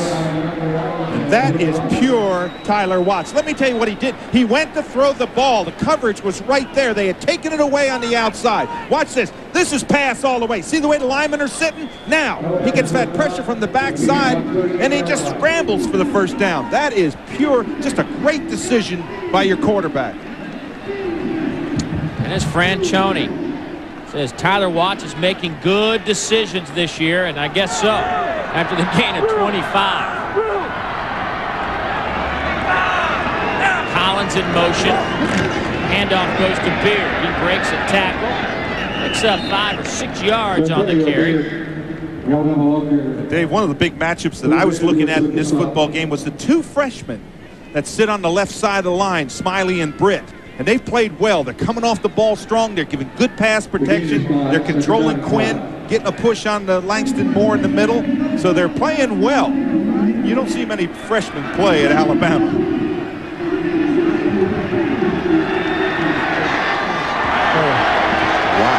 Look at those rushing yards. 174-yard advantage for Alabama. Watts chased, dive to about the 30, and they spotted at the 29. I was kind of blinded by the South Carolina bench. Lou thought he ran out of bounds at about the 31. Yeah, Lou threw his hat. He says, let me show you where the ball is. I think he might have thrown his headset too. Watch Lou in the right of your screen right here. The official comes up here. Look, he's saying way back there. Look, right there. That's where it was. Right there. He's going to throw his wallet out in a minute. I'll go down there and pick that up. 31.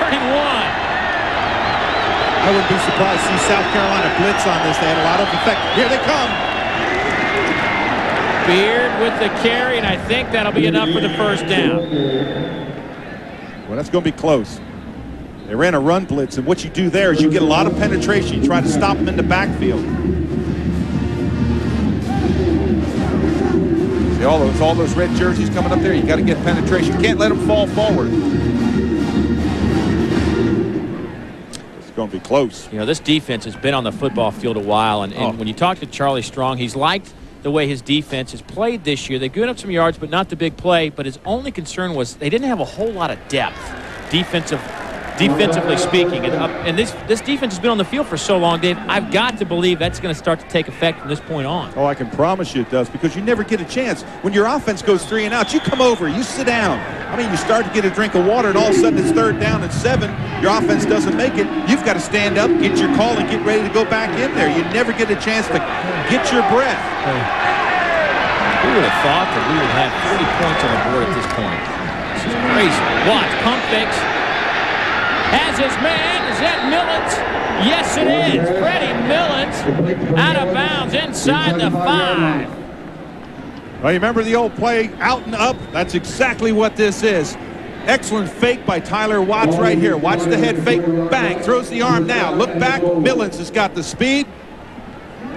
And Millens, look at this, right there. He freezes the corner. Now he's got him. And good concentration. Quarterback running right up there. He just catches it right over top of his shoulder. Freddie Millens.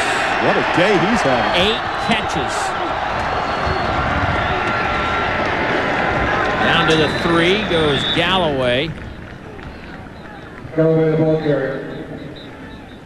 When you start in this situation, Dave, you start looking at what ifs.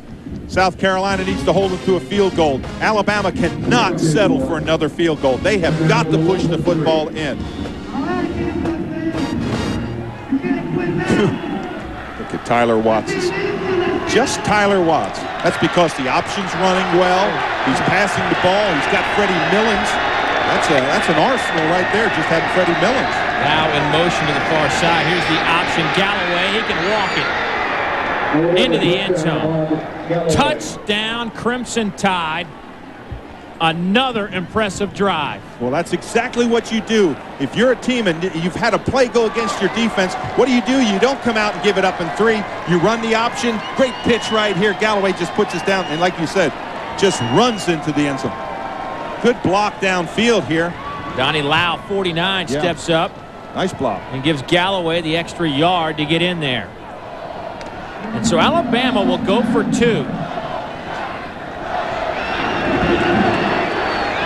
Who do you go to? Oh, why not Millens? They can't go to Millens again. Millens in motion. Pass underthrown. Pressure came from Faison, and the conversion is no good, but Alabama, they answer the South Carolina touchdown with 6 of their own. They lead it by 12. We'll see what the Gamecocks can do when we come back. We are back in Columbia, South Carolina. The Crimson Tide march it down the field. Their lead is 12, 8:39 to go in the 3rd quarter. South Carolina opened up the 2nd half, marching it down the field for the touchdown. Alabama responds. Derek Watson, Ryan Brewer back to return the kick. This will go to Watson. Derek trying to find a seam. Takes it out over the 25. And South Carolina will take over from there. This has been a game of time possession. I think it's reflected in the scoreboard, Dave. I mean, it is unbelievable.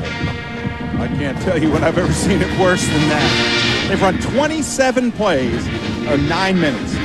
That is just incredible. 27 plays. To your opponent, now that's not bad if it's early in the game, but when your opponent has run 60 plays, it's unbelievable. Last week, remember, 50 offensive plays for Alabama in the whole game. Here's Derek Watson. He's got a lot of green grass in front of him and a blocker. Out over the 15 to 47, Wayne Bacon did a nice job staying with the play, avoided the block, and kept that from being 6. And Watson almost said, get out of my way. Watch this, they got a blitz on. They catch the blitz, little screen pass underneath. Now watch Watson out here. Get out of my way. Run, big guy, run. That's Rivers. Just get out of my way. C.J. Fry up there and working his rear end off, the son of the track and field coach here at USC. We need a little bit more track and field on that. Watson avoids one tackle, picks up 8 on the play. Now I want to give some credit. That was C.J. downfield. I thought that was Rivers downfield, but that was 58, not 78.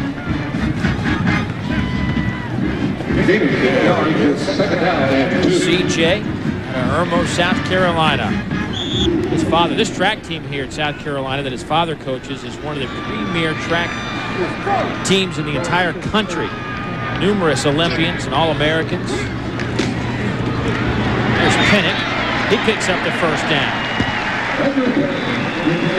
I want to tell you, this is the first I've seen South Carolina really perform their game plan. I know they completed that long one, but this is the first I've seen them go to the run, do what they've done best. It's almost like Phil Petty's taken a little bit of a deep breath and said, hey, we're going to go back to what we do well.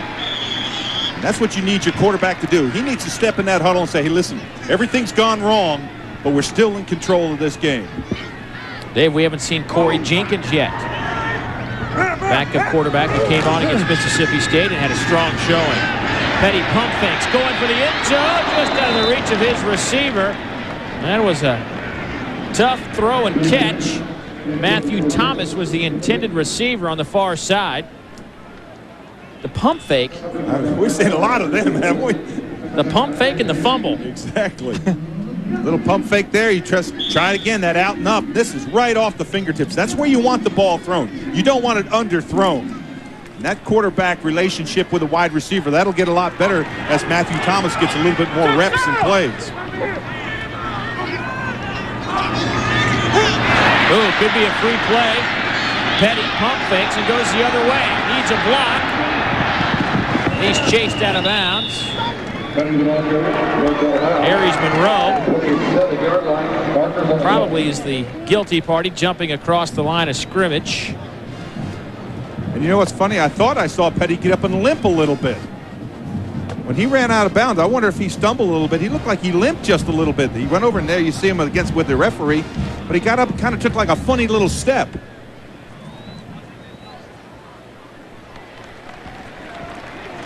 And Dave, of course, that's an interesting call. Goes against the offense. But I think what happened to Phil Petty is he ran out of bounds. He's running from grass onto an AstroTurf surface. So maybe that was what the short step was. Offsides by the defense, illegal motion by the offense. We'll replay the second down. Here's our Pizza Hut scoreboard. Ole Miss up by a touchdown at halftime. Oklahoma starting to turn it on against Kansas State. 3-point game. Virginia Tech over Central Florida.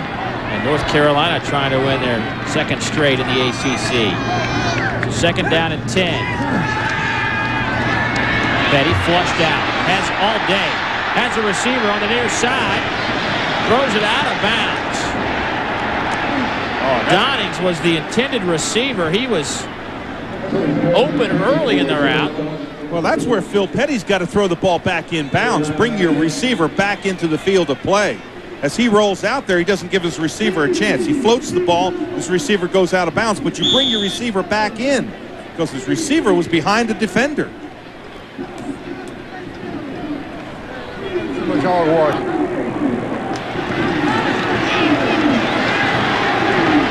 Big down here. They've got to pick up first down. They don't want to give up this series. Give the football back to Alabama with the momentum they have. Pressure coming. Petty gets hit as he throws it over the middle. Oh, Murphy. Caught at the Petty. Oh! The back judge came running in like he was going to mark the ball, but the field judge ruled it was an incomplete pass to Andre Goss. I thought the exact same thing that you called.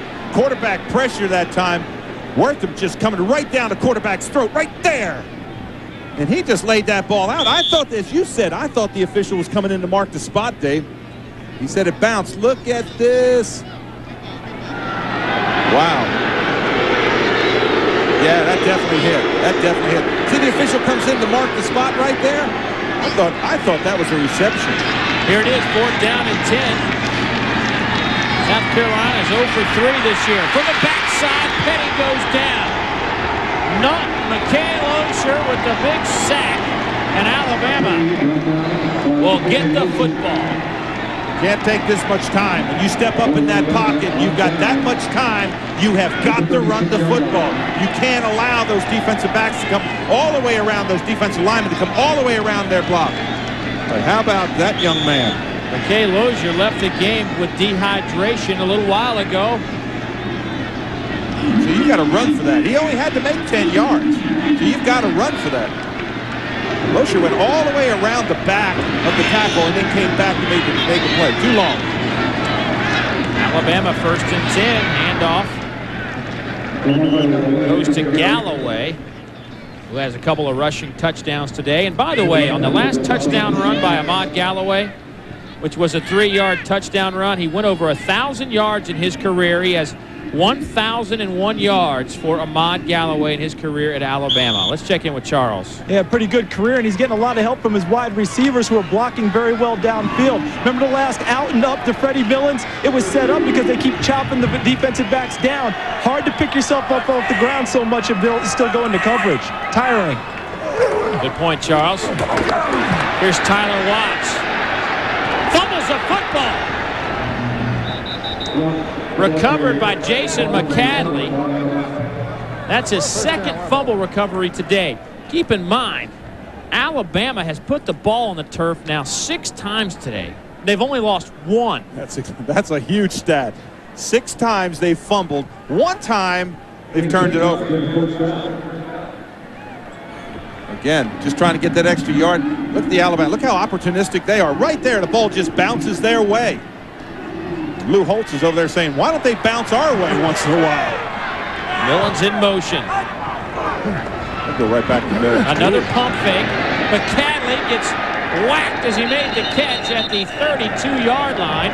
Pass is complete. 1st down, Crimson Tide. Is that Fran Tarkenton down there we're looking at with Tyler Watts? He's running like Fran. Well, I chased Fran Tarkenton enough, but everything that Watts is throwing up is being caught.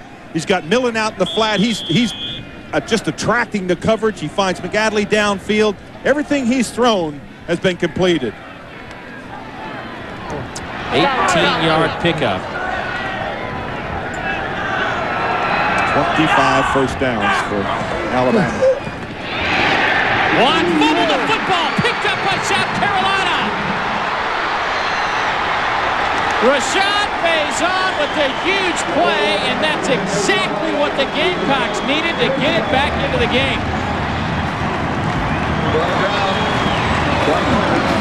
George Goss forced the fumble, and Faison picked up and returned into Alabama territory. Well, this is what you do. You tackle the quarterback. You make him pitch it early. If they didn't learn anything at halftime, South Carolina said, hey, they're not going to run that option and allow Tyler Watts to turn upfield. And here's Corey Jenkins making his first appearance of the game. The junior college transfer, the former professional baseball player. Derek Watson in the backfield with Jenkins. Little option to Watson. And Alabama read it perfectly. A loss of about a yard. You got to run that option a little bit deeper into the field. When you run into that short field, you've got to turn it up a little bit deeper before you pitch. But Corey Jenkins has waited a long time for his chance. 2-time junior college All-American. Phil Petty expected this. The coaches felt it was a good changeup. last week, and they really wanted to do it against Georgia, but didn't really pull the trigger when they thought they should have. Jenkins, it's about 7. Victor Ellis on the stop. First-round draft pick by the Red Sox in '95. He's been 4 years playing pro baseball before returning to college football. Good read there by Jenkins, running along, following this block, getting up in the field, getting as many yards as he can. See if he doesn't come right back and try it again. Talented young man. Clock's ticking down. He better hurry up a little bit. He's just taking his time. Carolina 2 of 6 on third down conversions today.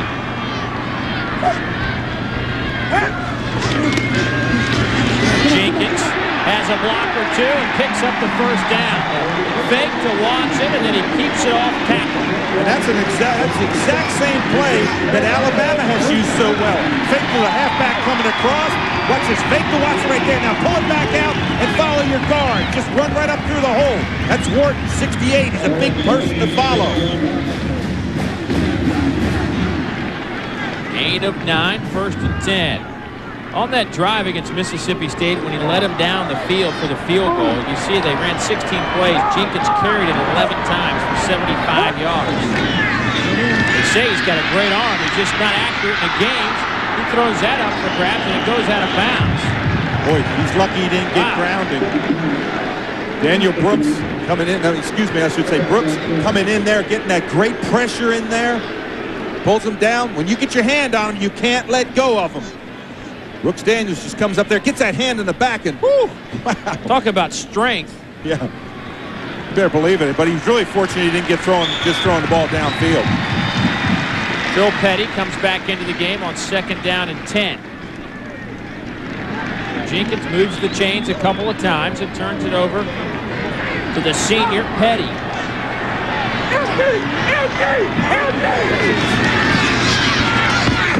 Pass is caught near side. That goes to Matthew Thomas.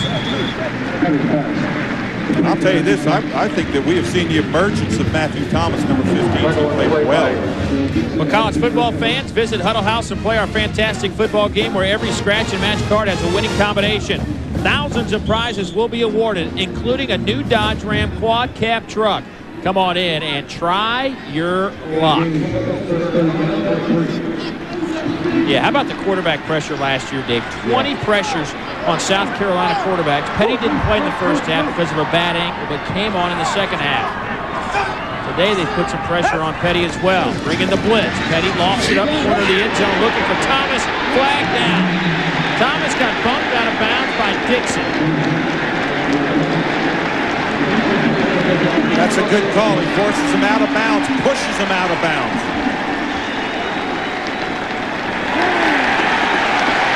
Again, you've got that right to go downfield. You can't push him out of bounds. You see there the contact. He almost came back and made that.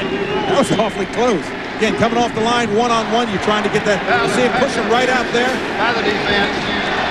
The penalty is the ball being awarded at the spot of the foul, followed by first down. All right, first down Gamecocks. Charles, what do you have? Yeah, Gerald Dixon was trying to do the right thing, pushing him out of bounds. That wasn't the issue. The issue was that he had his hands on him when the ball was in the air. That's the call. And Thomas, just the true freshman, really kept his concentration and almost came back around to make the play. Look at the penalties for Alabama. Again, 7 today. Couple of tight ends. 1st and 10. Little play action. Oh, Ryan Brewer was standing at the goal line. Petty nods his head and said, yeah, I missed it. That was going for Rod Trafford, the tight end. But Brewer was standing there, and Petty acknowledged it when the play was over. Watch Brewer, number 21, right there, wave a little bit. And you can see him, he's going, oh no, I was wide open. Just a great story of what you call the blue-collar worker. Just does everything you ask him to do. 2nd and goal. There's that T formation again. The option, Petty, down to the 1-yard line. Boy, with Brewer, Watson, and Pinnock back there. That's tough to figure out who the option will be to. Well, you know, I almost thought that Bruce should have gotten the toss that time. He was the trail on the play, but I think what happened is that Petty just said, hey, we're not going to try it. You know what I do in this situation? Come right back again. Try to go right back with that quarterback option. You're not going to ball them off the line up front. Alabama's too strong. You got to go on the edges. Yeah, I think it's a two-down situation here at the 1-yard line. 3rd and goal from the 1. Pennick stopped shy. He wasn't stopped much shy. Andrew Pennick has 13 career touchdowns, 3 this year. This is the one where you want to pull it out, because look right there. They guessed, Alabama guessed, they guessed right. But look, if Petty had pulled that football out, he had to toss and he had to run. Don't even look, Lou. Just walk away. Boy. 4th down conversions this year. They're 0 for 4 today, 0 for 1. 4th and goal from the 1. I think I'd play in the line and go wide. Andrew Pennick, touchdown Carolina, his 4th of the season. I was afraid to go up the middle, but not Lou Holtz. You're going to give it to somebody. Who's going to stop Andrew Pennick? 5'11", 250 pounds, and he's got a running start. You're not going to stop him. Look, he got hit in the backfield, and he just kept those legs going. Look where he gets hit. Right there, he's hit. Does he go down? No. He's got great leg strength to get in the end zone, that surge. Well, he ran over Gerald Dixon, one of the guys that he met with. Point after is up and good. Dixon goes 185 pounds. Pennick goes 250. Andrew Pennick with his 4th touchdown of the season. Carolina fighting and clawing. Back after a word from your local stations. Well, the 84,200, at least most of them anyway, back in the game as this is a 5-point contest. Bama has dominated, it appears, but South Carolina, like they have done for the past year and a half, find a way to stay in the game. It's not pretty. No, it's ugly. Freddie Millens on the return. Stood up at the 20, a flag down at the 33-yard line. Ryan Elam, backup corner, makes the stop on Millens.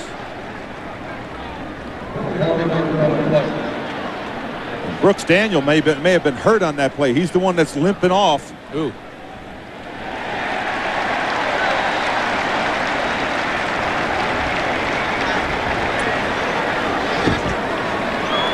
Well, get the calls back, and this year is your chance to win every weekend with Ice House. Saturday during the game, a few lucky consumers will get a winning phone call, and one of those winners will get to see their favorite team play all season long. It could be you. See participating Ice House displays or visit icehouse.com to register your phone number. Ice House, official beer of JP Sports Broadcast, would like to congratulate Sue Ellen Garlington from Macon, Georgia, last week's Get the Call grand prize winner. No purchase necessary. Open to U.S. residents who are 21 and older. See displays for official rules. Sweepstakes ends November 20th, 2001. The Crimson Tide backed up to the 10.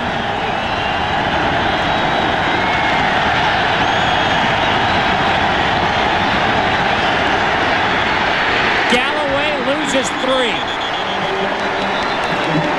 Preston Thorne. First one in, flag down, could be delay of game. Boy, this is where that crowd comes into effect. That's a dead ball, delay of game. You're right, Dave. But the crowd making a lot of noise. They're getting in, they're standing up. All of a sudden they realize they've got a chance to get back in this football game. Well, the longer Tyler Watts waited to call the play, the louder this crowd got. Look at him in that end zone. Alabama now 8 penalties today.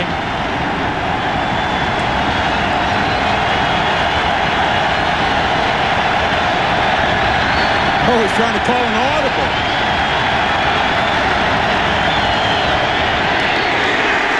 Edwards on the stop. Galloway gets a couple. Preston Thorne also in there. Thorne got a lot of snaps in there. Number 94, the nose. He and Edwards in there on that stop. Big stop. They've got to stop him here. If they stop him here, they're going to get great field position. This could be the turning point of this football game. I know there's a lot of time left. Couple of tight ends on 2nd and 11. Watts pump fakes, keeps it. Watts gets belted a couple of times and around the 14. Guess what? Preston Thorne back in there again, along with Willie Alford. Gosh, Thorne, just the freshman, getting a lot of playing time. Number 94 in the middle. Boy, he's built like a nose tackle. 6 foot 274, just a freshman. Stocky, moves around in there. Just give me a chance, coach. Freshman out of Summerville, South Carolina. Alabama will use a timeout on 3rd and 7. Timeout, Alabama. The first of the second half. Looks as though a flag is down, however, David, at 30. Maybe they got the timeout before the delay of game, which is apparently what is happening. Charles, it's been a relatively quiet crowd for the 2nd largest in school history, but I'm guessing down there on the sidelines, was it getting a little bit loud? Huh? Did you say something, Dave? Oh, yeah, you're right. It has gotten awfully loud down here. What's happened is at halftime, the team was down 23-10, as you remember, and then they had a great halftime ceremony, big on patriotism, but somewhat somber. That depressed the crowd a little bit further. But when they started the second half and South Carolina scored, started to bring them back into it, and of course, the last touchdown, now this defensive stand has the students back up off their hands and on their feet. Well, this has been just a classic SEC football game. Welcome to the Southeastern Conference, Dennis Franchione. Sure he's enjoying this one. You know, one of the big reasons I think Alabama's offense has been successful, at least the option, is because Freddie Millens has become a factor today. Look what he did in 1999 as a sophomore with 65 receptions, had a great campaign. 2000, very disappointing. It's been well documented about his trials and errors. Coming into this game, he was averaging 25 yards a catch, but he only had 7 receptions. Today, he has 8 catches, 72 yards. Because of him and his ability, that has created opportunities for Tyler Watts and Ahmad Galloway today. I can promise you they'll look to him. When they get in trouble, they're going to look to him. They bring him in motion, so he's got that one-on-one. If they go decide to run the football, get out of the way, official. Oh! Ahmad Galloway breaks out of the pack to the 37-yard line. He was going to be stopped shy of the first down. Island finally brings him down. Did you see the referee in this play? I wondered if that's what kept South Carolina from tackling. Right here, look at the official. He takes out a couple. That's a pretty good block by the official. But how about Galloway? Bumps into him. Watch this. Bumps into him right here. You're going to see him get in there. Now, look at that. They're trying to tackle him. He might have been tackled right there. Was that Alford who came up number 20, I thought? Wally Howard, the umpire there in the middle, got caught up in the fray. He seems to be all right. 5-point Alabama lead. Back after word from Texas Pete. 29-24. The Crimson Tide lead the Gamecocks by 5 in what has been a wacky game. Tyler Watts has been the story for Alabama with 353 total yards in this one. Alabama has racked up 451 yards of total offense, which is their second best total. He's 7 yards shy of the UCLA total. Watts has to spin around. Watts hit from behind. Loose football recovered by Clarico Portis, the junior from Pritchard, Alabama. A flag down at the 33. Jonathan Martin is the Gamecock who worked his way back around to hit Watts and force the fumble. I wondered if there was there was a face mask on Watts when he got tackled. Oh, when it rains, it pours for Lou Holtz and his staff. Pressure from the backside. Watch the face mask. See if the hand doesn't go up. Oh, that was, golly, you know, from a defensive standpoint, I mean, that just barely. That is a 5-yard face mask by the defense. Penalty is 5 yards from the previous spot. Still first down.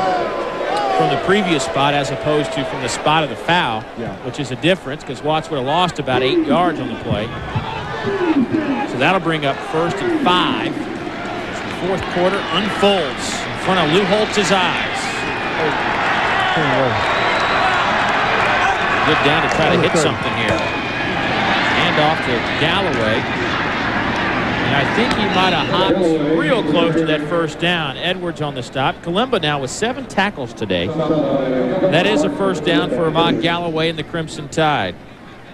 And they have now gone over 460 yards of offense. They had 458 versus UCLA in that 20-17 loss to open the season. And Galloway just keeps on chewing up the yards. There's Galloway. Nowhere to run. Gets a couple out of nothing. And Edwards once again steps up in the middle to make the stop. Well, one thing that South Carolina has got to do is they've got to shed blocks. You can't allow a running back to run up in the line. You've got to be off your blocks. You've got to get rid of them. You can't be locked up right there. As you see Langston Moore tied up in there, you can't be that. You've got to get rid of those blocks and get penetration. Is that Portis down? Yeah, it appears that Marika Portis is at the midfield stripe. 6'3", 300-pounder. Portis is a big, strong football machine. He set an offensive line record in the offseason by bench pressing 550 pounds. Yeah. Oh, gee. I don't know. We didn't have that much weight in my weight room. When I was... You know what? When a big man goes down like that, that's tough. It's good to see him back up on his feet, walking, limping a little bit, but good to see him back up. Well, here's a look at the stats through the 3 quarters of play, brought to you by Choice Hotels International. 250 yards on the ground for Alabama. Of course, Petty's got, what, 184 of those yards? A couple of TDs for Phil Petty. It's been a weird game. Yeah. I mean, we thought defense, and what we're getting here is closing in on 700 yards of offense. There's Phil Petty waiting for his chance. Corey Jenkins took some snaps in the last series for South Carolina, but as has been the case most of the day, it seems like Alabama's offense has been out there a long, long time. Santonio Beard picks up a couple. That'll bring up 3rd down and 5. Edwards on the stop again. Well, it's good line play because what they're doing is they're tying them up. You'll see everybody get locked up on blocks, and then you just allow your running back just to kind of slide through and find a hole. That's the way offensive linemen love to block. They love just to lock you up, big man on big man. 3rd and 5. The last time, Ahmad Galloway busted it for a 25-yard gain. See what he does here. Oh, a lot of time. Watts taken down at the 49. Well, the crowd certainly appreciates a defensive sack, but it's a sack by the secondary because secondary just took it. They just took away the receivers. Look at the amount of times. You're talking about 2.5 seconds. Now all of a sudden he just realizes he's got to get out of that pocket, and it collapses around him. But great coverage in the secondary. Alabama's first punt of the day. Lane Beard punted earlier, but he got a roughing penalty, which gave Alabama a 1st down. Brewer makes the fair catch at the 16.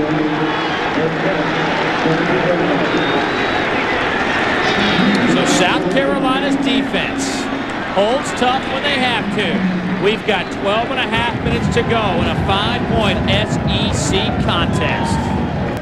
Alabama leads it by 5, 29-24. We've got 12 and a half to go here in the 4th quarter. Let's go down to Charles and see what he has about Marika Portis. And the big man has an injured left ankle, but they've spatted it up. They've taped over the shoe, and they expect him to go back in, Dave. They'll need him back in there. A couple of tight ends. 2 wide receivers. So back is Watson, who's been quiet today. Petty saying to his top receiver, you got to move off the line of scrimmage. And off to Watson. Gains a yard. Lou Holtz, his team continues to hang around, down 5, but this is his 3rd year in Columbia. They are undefeated to this point, but look at what he did at Notre Dame in his 3rd year. Now, obviously different circumstances, but not that much. He went 12-0 with a national championship in 1988. Some work to be done here, however, as Petty has to hit Brewer, try to find Ryan Brewer on the far side. Pressure came from Todd Bates, the true freshman out of Heflin, Alabama. When if Bates doesn't get pressure on there, they had a screenplay set up this side that was going to break big. But you remember that old adage, just hang around. In the 4th quarter, you look up and you say, hey, we're only down 5 points. That's what South Carolina has got to be saying. Everything that could go wrong has gone wrong today for them, but they're still in this football game. Derek Watson, just 8 carries, 22 yards today. 3rd down and 9.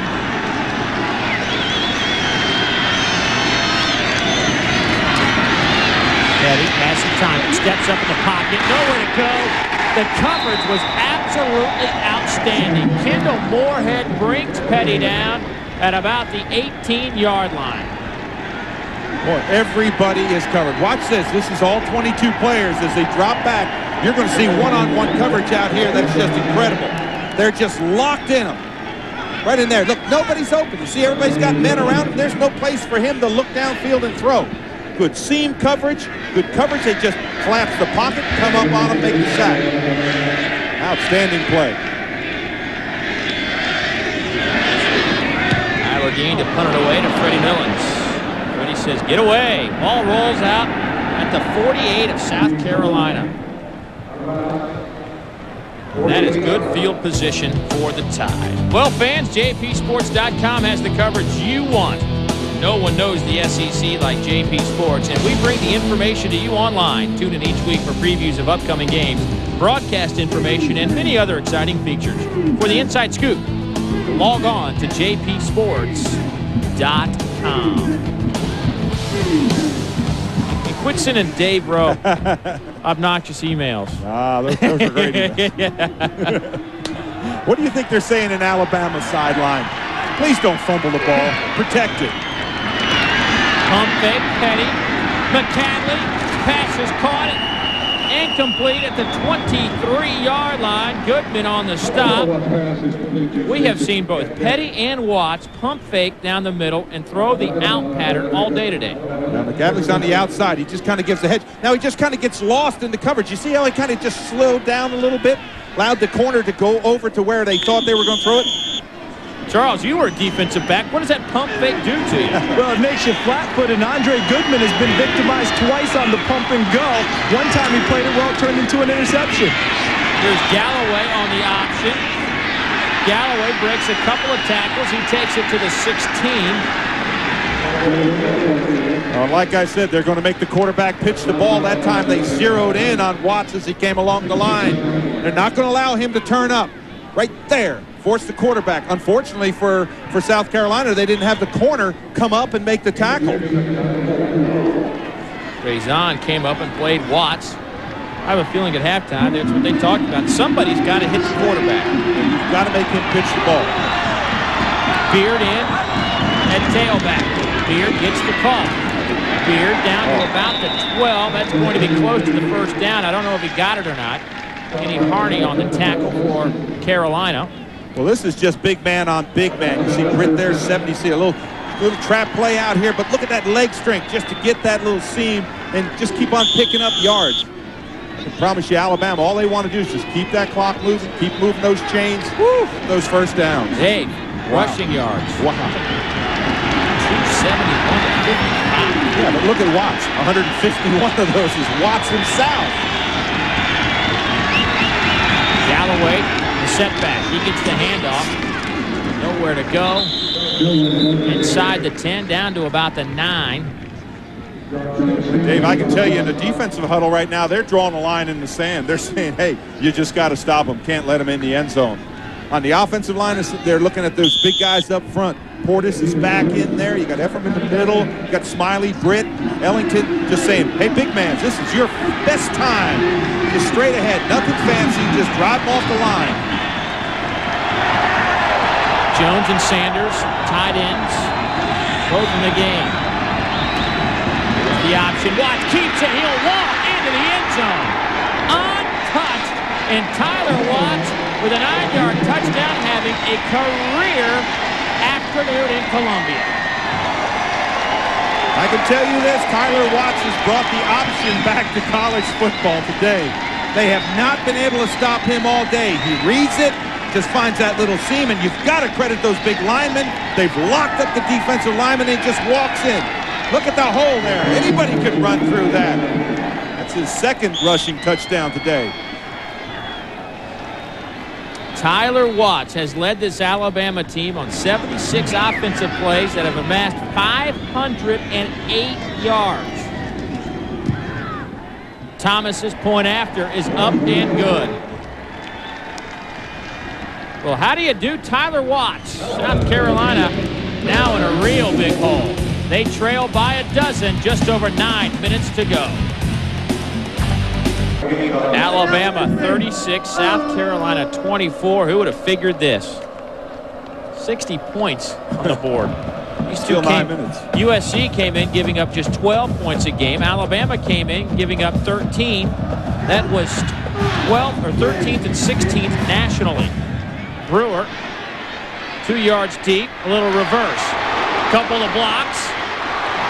Here's Watson. Out over the 30 to the 35. Trying to get something for a little bit of a spark there. Reverse time. I wondered why Brewer caught that ball about 5 yards deep. Brought it out here. You see the reverse. Pick up a couple good blocks right here. Good choice there. Come back up underneath.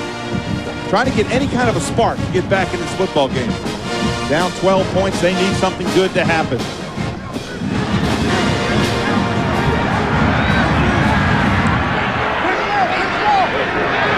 5 wide receivers in the game.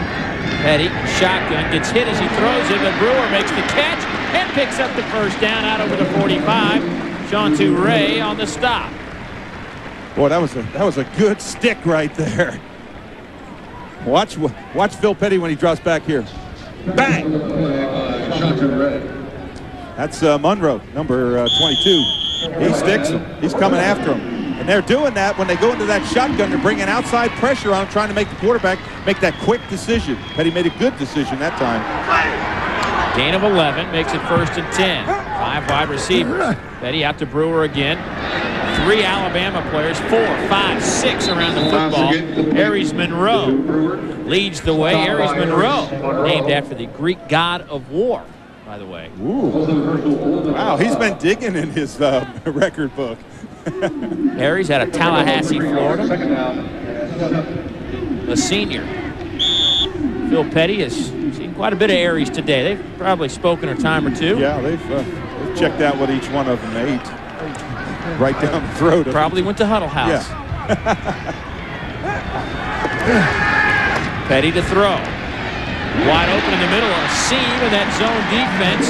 That'll be a first down to Brian Scott at the 34 of Alabama. And all of a sudden you get the feeling that South Carolina can move the ball. They may not be able to run it, but they can find them in the seam. Watch Scott 82 just curl and make a nice target. Good, well-thrown ball. That's a rope right in there.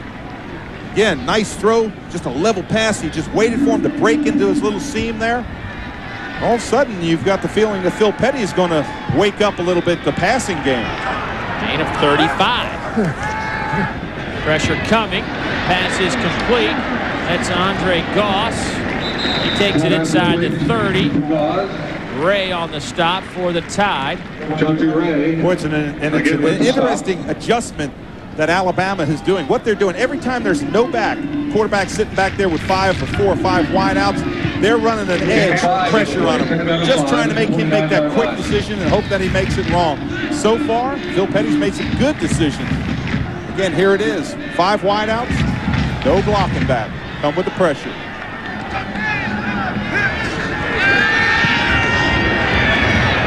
Over the middle, caught. Derek Watson inside the 5.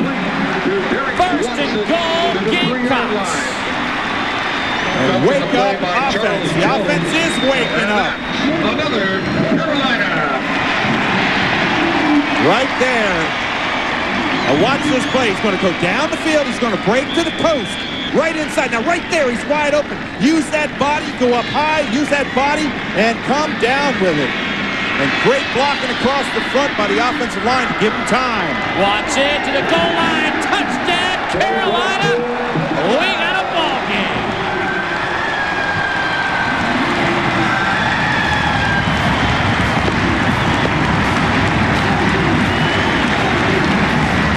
I think the Carolina offense, even though they score on the ground, they just realized that they can move the football through the air.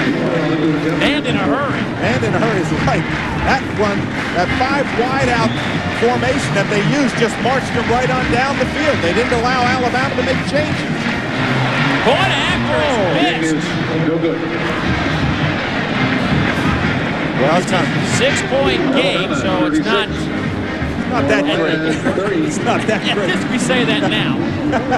Don't tell Lou Holtz that. But Derek Watson, who dropped a couple of passes early in the game, makes up for it with a 27-yard reception that sets up 1st and goal before the touchdown. Aaron Kimry, the backup quarterback, with a nice hold. Regardless, 36-30 Bama.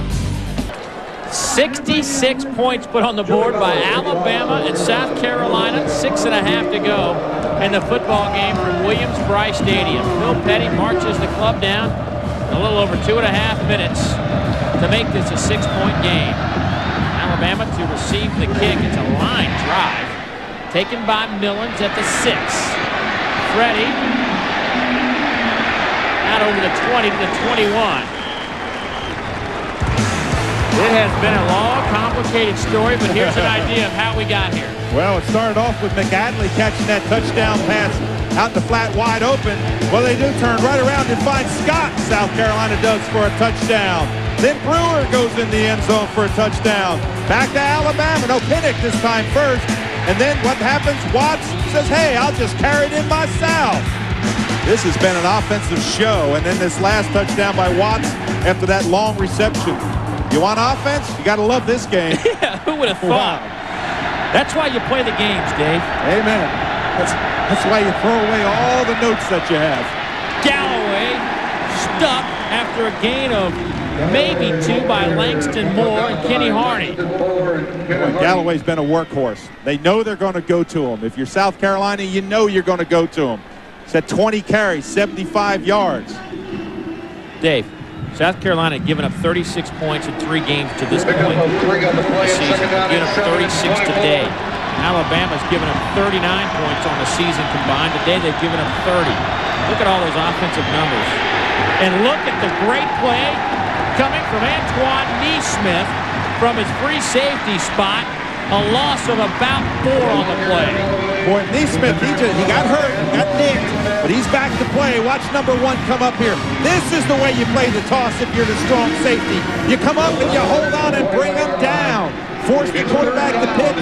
Have that corner or that safety come up and make the play. Ding, one of his favorite things he's done while he's been here is take a computer apart and put it back together. He just took the Sam Collins block apart and went right after Ahmad Galloway. And put him on the ground. Big 3rd down. Listen to this crowd.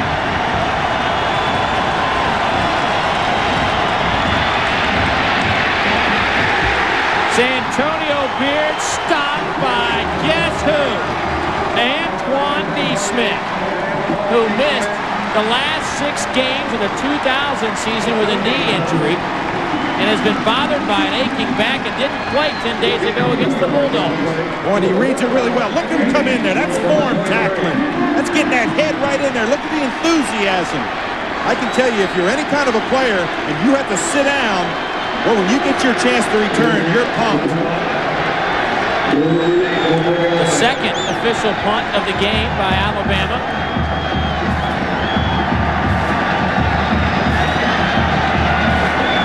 Alabama taking a lot of time. Brewer dodges a couple of Alabama tacklers and has some room. Brewer out to the 44. And Phil Petty in South Carolina now with a chance with 3:57 to go in the game. I want to tell you that first quarter had to be the longest one for Lou Holtz. And this quarter is the most exciting because he's seen his team just hang around, everything going wrong.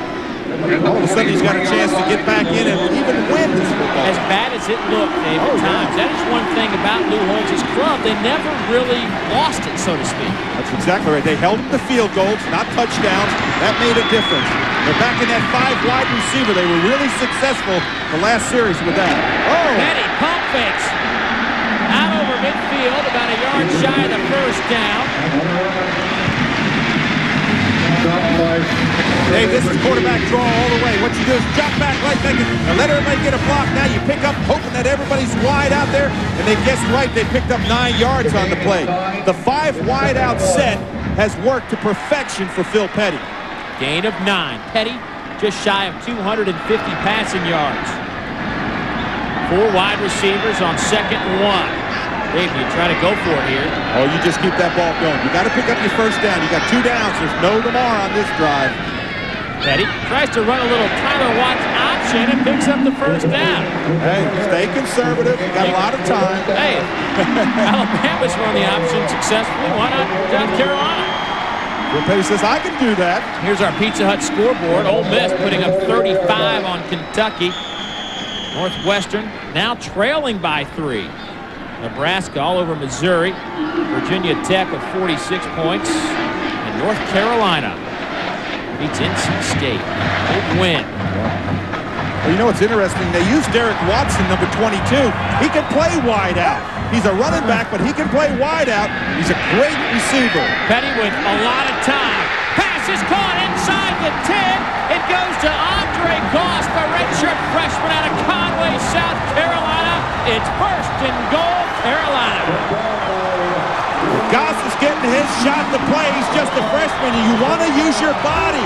Watch number 19 use his body. Step up in the pocket. His line gave him a lot of time. Look at him use his body to shield, go up high. He's got that good vertical leap. Down inside the 10-yard line, and like you said, who would have thunk it? A gain of 37. Are we watching a miracle unfold here? Well, I'll tell you one thing. The miracle was whoever chose that 5 wideouts. that has really played to their perfection. This is unbelievable. Play action. Petty with a lot of time to the end zone. Touchdown, Carolina and Ryan Brewer.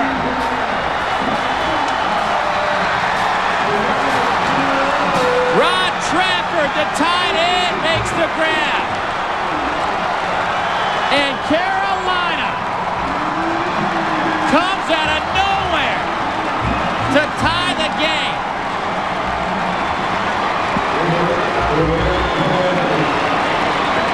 What an excitement. I said to Charlie Strong yesterday, I said, who's the wildest guy in the field? He said, Trafford. He's the blockhead. We call him a blockhead. The point after is good, and South Carolina takes a 1-point lead. 37-36, and pandemonium abound at Williams-Brice Stadium. Well, you have to score touchdowns when you get the opportunity. And they did not. Alabama scored field goals. But this is a play. Watch Trafford. He's the tight end, number 81. You talk about laying out for him. He lays out. Look at Petty. He knows it right away. Again, come off the line. See him come off the line. He sneaks out into the flat, deep into the end zone. Look at him just stretch out for that ball. Great concentration. Look that ball in. Both hands around it. Look. How about Phil Petty? He hung around all game long. Tyler Watts has had the day of his life.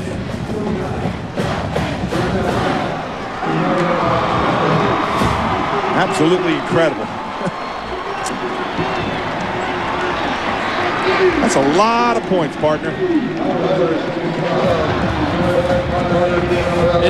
I'm almost speechless. I know. No, you're not speechless. Yeah, you're right. You're right. I got a lot to say. You better believe it. Oh. Kickoff, 5 yards deep. Carter take a knee there. Phil Petty, 19 of 33, 291, 3 touchdowns. This South Carolina defense, Dave, has been on the field all day. Absolutely. I mean, all day. Do they have enough to withstand one final shot? I can promise you there's not a foot on the ground. This defense will rise up. Now, can Alabama move the football? That's the big one. They have all day. Hey, and they got a guy, number 15, Freddie Millens, can break it from anywhere. Here's Watts. No gain. Langston Moore, the nose tackle. Buddha, they call him Buddha. He's a Buddha, 6'2", 300 pounds, but Langston Moore makes a great move in the middle. I tell you. I go back to last year, Mississippi State, same scenario. Sure. I could throw the fade. Will you ever forget that? I think you've got to find Freddie Millens in here. He's their go-to guy. He's the one that's had the hot hand. He's the one who can break it. Watts running. Out of bounds, flag down at the 20. Watts gets to the 25. 1:35 on the clock. The Tide has a couple of timeouts remaining. Now, you see it's illegal motion. It's going to go against Alabama. It's going to set them deeper. I can tell you right now, Charlie Strong is down there saying, don't get beat deep. Shade towards Freddie Millens. He's their go-to guy. If they're going to beat you, they're going to have to march down the field. Don't let them get behind you where they can throw that deep one, because we know Watson's got a strong only arm. had 6 men on the line of scrimmage. Foul is 5 yards from the previous spot. Still second down. Charles. Hey, Dave Rowe is right about that. You got to find number 15, but the beauty of this game all day long for Alabama has been that they've played from the front. This is the first time they've been down, and they've been methodical the whole game. Now they have to speed up. 10 penalties for the Tide. Clock ticks. Pass is caught. Triandis Luke, nowhere to go. Oh, what a hustle there. You go out, you go along the line of scrimmage. I think that was George Goss, number 99, ran out there and made that tackle. That's what you got to do. You got to hustle to the play. South Carolina in a prevent, 3 men rushing the football, dropping 8 back off the line. Don't get beat deep. Alabama, find Freddie Millens. 3rd and 12. Watts down at the 20. John Stamper, the senior out of Andrews, South Carolina.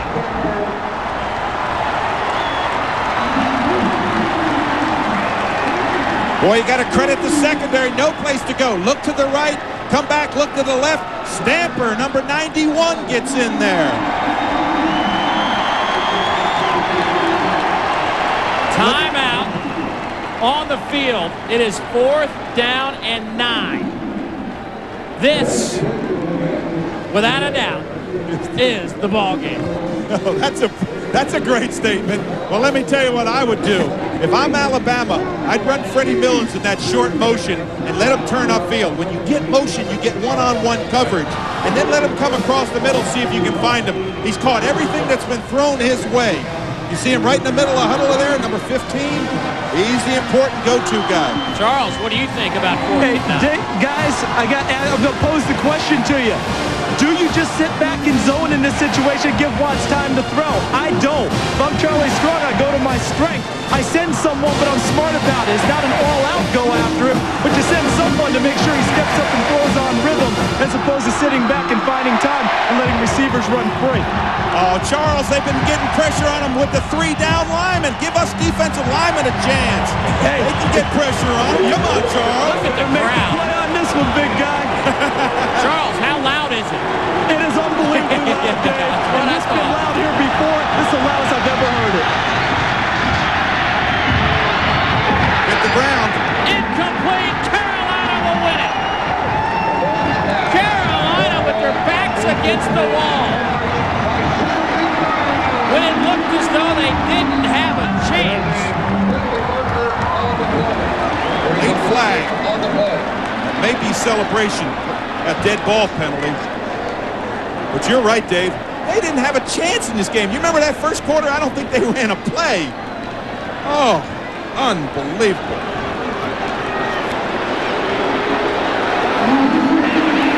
Foul is a dead ball, unsportsmanlike. It's South Carolina, followed by first down.